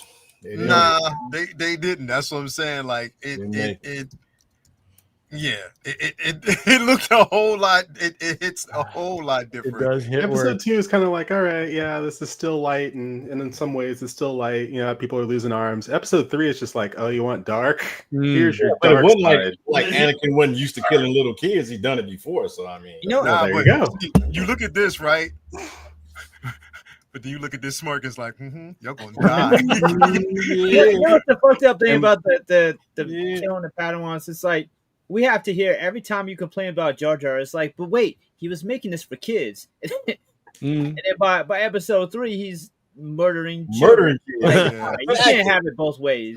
You can't. Yeah. But what if during that scene, again, if we're rewriting it, what if during that scene you hear not the sound of children, but the sound of the Tuscans dying? Ooh. Yeah. well, that would have been. That That would have been good. About bringing that That memory. would've Then again, Brad's though, like, Inspire them like animals. Yeah. that would be more though. What that would do, I think, though, would be it would be implying that he's keeping that in mind as he's doing it. But the reason he's doing this when he's killing the younglings, though, is because he believes this is going to make him powerful enough to save Padme. Right. So the You know motivation. what's would fucked be- up is they like Sure. Tuskens were these like savages that if it was like you'd barely feel much for him, Yeah. killing them because they're savages, they're raping his mom, Yeah, and murdered then you take away all of that by making them just like misunderstood rebel fighters in Book of Boba Fett. Well, that was one group of Tuskens, I was though. gonna say. There's different tribes, right? Like that was the one thing I'll say a Book of Boba Fett did that I actually liked was how they did the Tuskens, because they're not a monolith. Like they're all different. Sure, there are some that don't ride single file to hide their numbers. Exactly. Joe and I have done extensive research. Yo. But you know what? The which explains that even in the books itself, because Tatooine at one point wasn't always a desert planet. It was There a was water water. planet. There was vast. There was a water planet, vast lands, and the Tuskens were actually a group of people who didn't wear the wrapping. The only reason why they wear that now is for survival. You know what I mean? Because they can't survive in that terrain Too much heat. without it. Too Too much heat, and because they were, Heart of the Lion has a good point. And like, when Anakin is slaughtering the Tuskens, you hear Qui-Gon yelling, "No!" Yes, that's right. Anakin, no! Like, what if during the scene with the younglings in Episode 3, he's like, Anakin, no! Yeah. You hear him do that again. It's like, yeah. I wouldn't have wanted them to use that twice, though. I think it's but more maybe it's like impactful one. Yeah, slightly I said no. God damn it. No! Yeah. No killing younglings. That's a bad Anakin.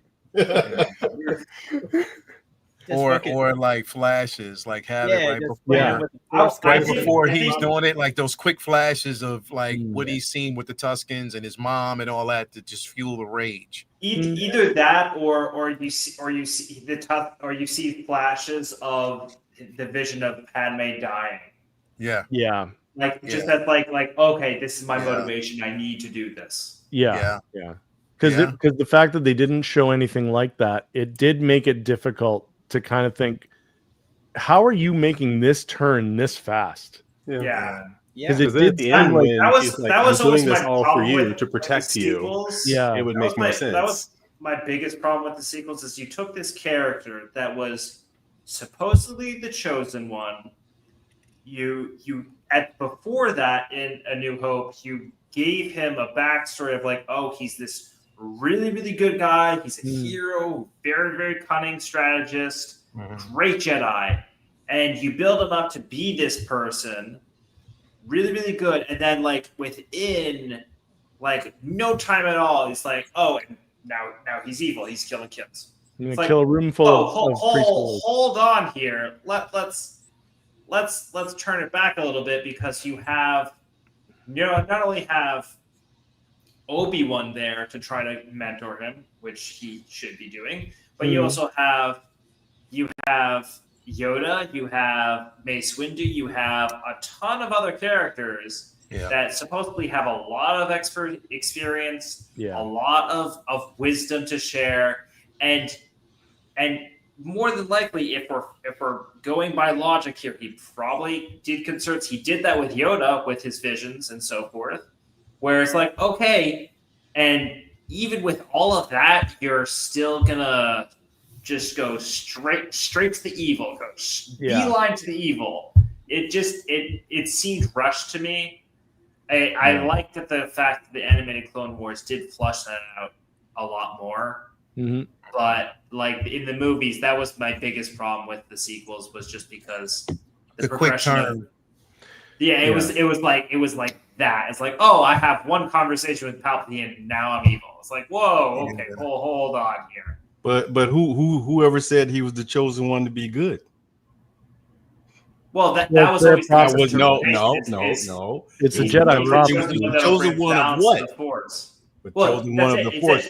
Is the Jedi misunderstood that as that's what I'm saying. He's going to be the chosen one for the Jedi, but all it literally meant is he's bringing balance to the Force. He could have went either way. Yes, he could have. Well, which he technically did in the very end. I think he did, because there was this massive imbalance of like, oh, there's like 3, maybe 4 Sith in the world, or in the universe, and there's like 300 Jedi. There seems to be a little bit of a balance here that needs to be corrected. So in the end, I think he did fulfill the prophecy. He went through a lot of killing a lot of people to get to where he ended up being. But I like the simple fact that even with the prophecy fulfilled, his story didn't end there because there's a bigger picture. You know what I mean? Like there's things, you know what I mean, which again, just getting robbed of that interaction between him and his son. Yeah. You know what I mean? Yeah. It's but somebody explained this to me and I didn't think about it before. And it's almost true. But I had to go back and I'm like, well, no, because he literally seen his father. So Luke knows what Anakin looks like. Mm-hmm. Luke knows that he became a Force ghost. It was just never talked about of whether or not there was conversations too much between them in that aspect of him becoming a Force ghost. Even if in the novels, they haven't really tapped deeply into the conversations that he had or that were there. Because we know that even in the novels now, he knows about Maul. He knows who Maul was. Yeah. You know what I mean? Like there's things that he knows about these characters and about, but again, it's like, I want to know, you know, if his father really, especially I want to know if Anakin feels like he really did forgive him. There was a book that came out, I forget what year, it would have been 90, maybe 94. One of the Star Wars books, the Truce at Bakura, it was called.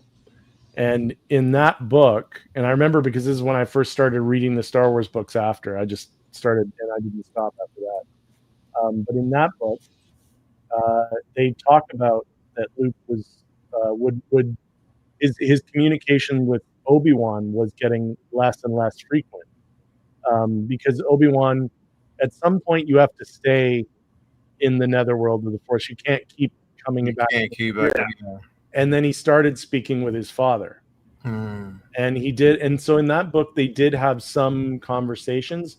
It did mention, if I remember correctly, it mentioned that he mostly talked to Luke about his regrets and the things that he felt he did wrong, and warned Luke against following that same path. So it was that sort of father-son teaching moments, but it wasn't like it was he was meeting up with him every day. Yeah. It was just every so often, and what Luke got more so about his father was from Ahsoka and people who spent time. Yeah. All right, man. Anyway, thank you guys. It's definitely a great show. We can talk about this forever, but no, we can't tonight. We'll talk about more of it next week. Thank you guys for being here, man. Again, all these guys here on the panel. Again, Vincent Dunn-Art, you can follow him on Instagram. Tobar O'Keefe, you can follow him on Instagram and Facebook. So you can with Vinny, Chewy's Bandolier, YouTube, Instagram, Facebook as well. Seb, I'm so glad to actually have you here as well. Nice to meet you, Seb. And you I would definitely give you, but because I'm so fucking selfish and I pay so much money, I would give you a call or give you a card to my therapist. But fuck y'all, I need all the time that I can actually get because I'm fucked up here, bro. And I got to get myself fixed before I let X go out there and start fixing everybody else's shit. So get out and get the hell out of here with that bullshit. All right. But we will definitely be back here next week to talk about episode 3. And hopefully Vinny liked that one. We don't know yet, man, but we will wait until next week to find the fuck out, bro. I'm excited to find out. Now y'all see why I left his ass. You're breaking my heart. Yeah. You're going down a path I can't follow. This is how I know when Vinny can't wait to talk about something, because he'll actually say in the very beginning, I can't wait till we talk about it. He'll rub his hands. In this, he didn't say shit. There was no type of emotion. I was like, his ass gonna be last. I'm not making him talk right now. It's gonna be a whole dissertation. I know it is. I know it's something he disliked about the film. Let me live in the moment of glory for just a couple seconds before he starts talking. You underestimate my power. I have the high ground. Oh God. Yeah, that shit. We're gonna talk about that scene too, but that shit. That's so dumb. That was the dumbest. Yeah, the high ground shit. Nah, the infamous high ground. The infamous high ground. And the simple fact that after both legs and arms cut off, you didn't see it anymore. It just evaporated in the ground. There was nowhere, no boots, no nothing. Maybe they rolled into the lava. Hell no. He had the high ground, so there was no way that this thing can roll off in the lava like that. Hell no. Them boots was there somewhere, bro. Anyway, we'll talk about that. There was some boots and some thighs laying somewhere, bro. So we'll talk about that later on.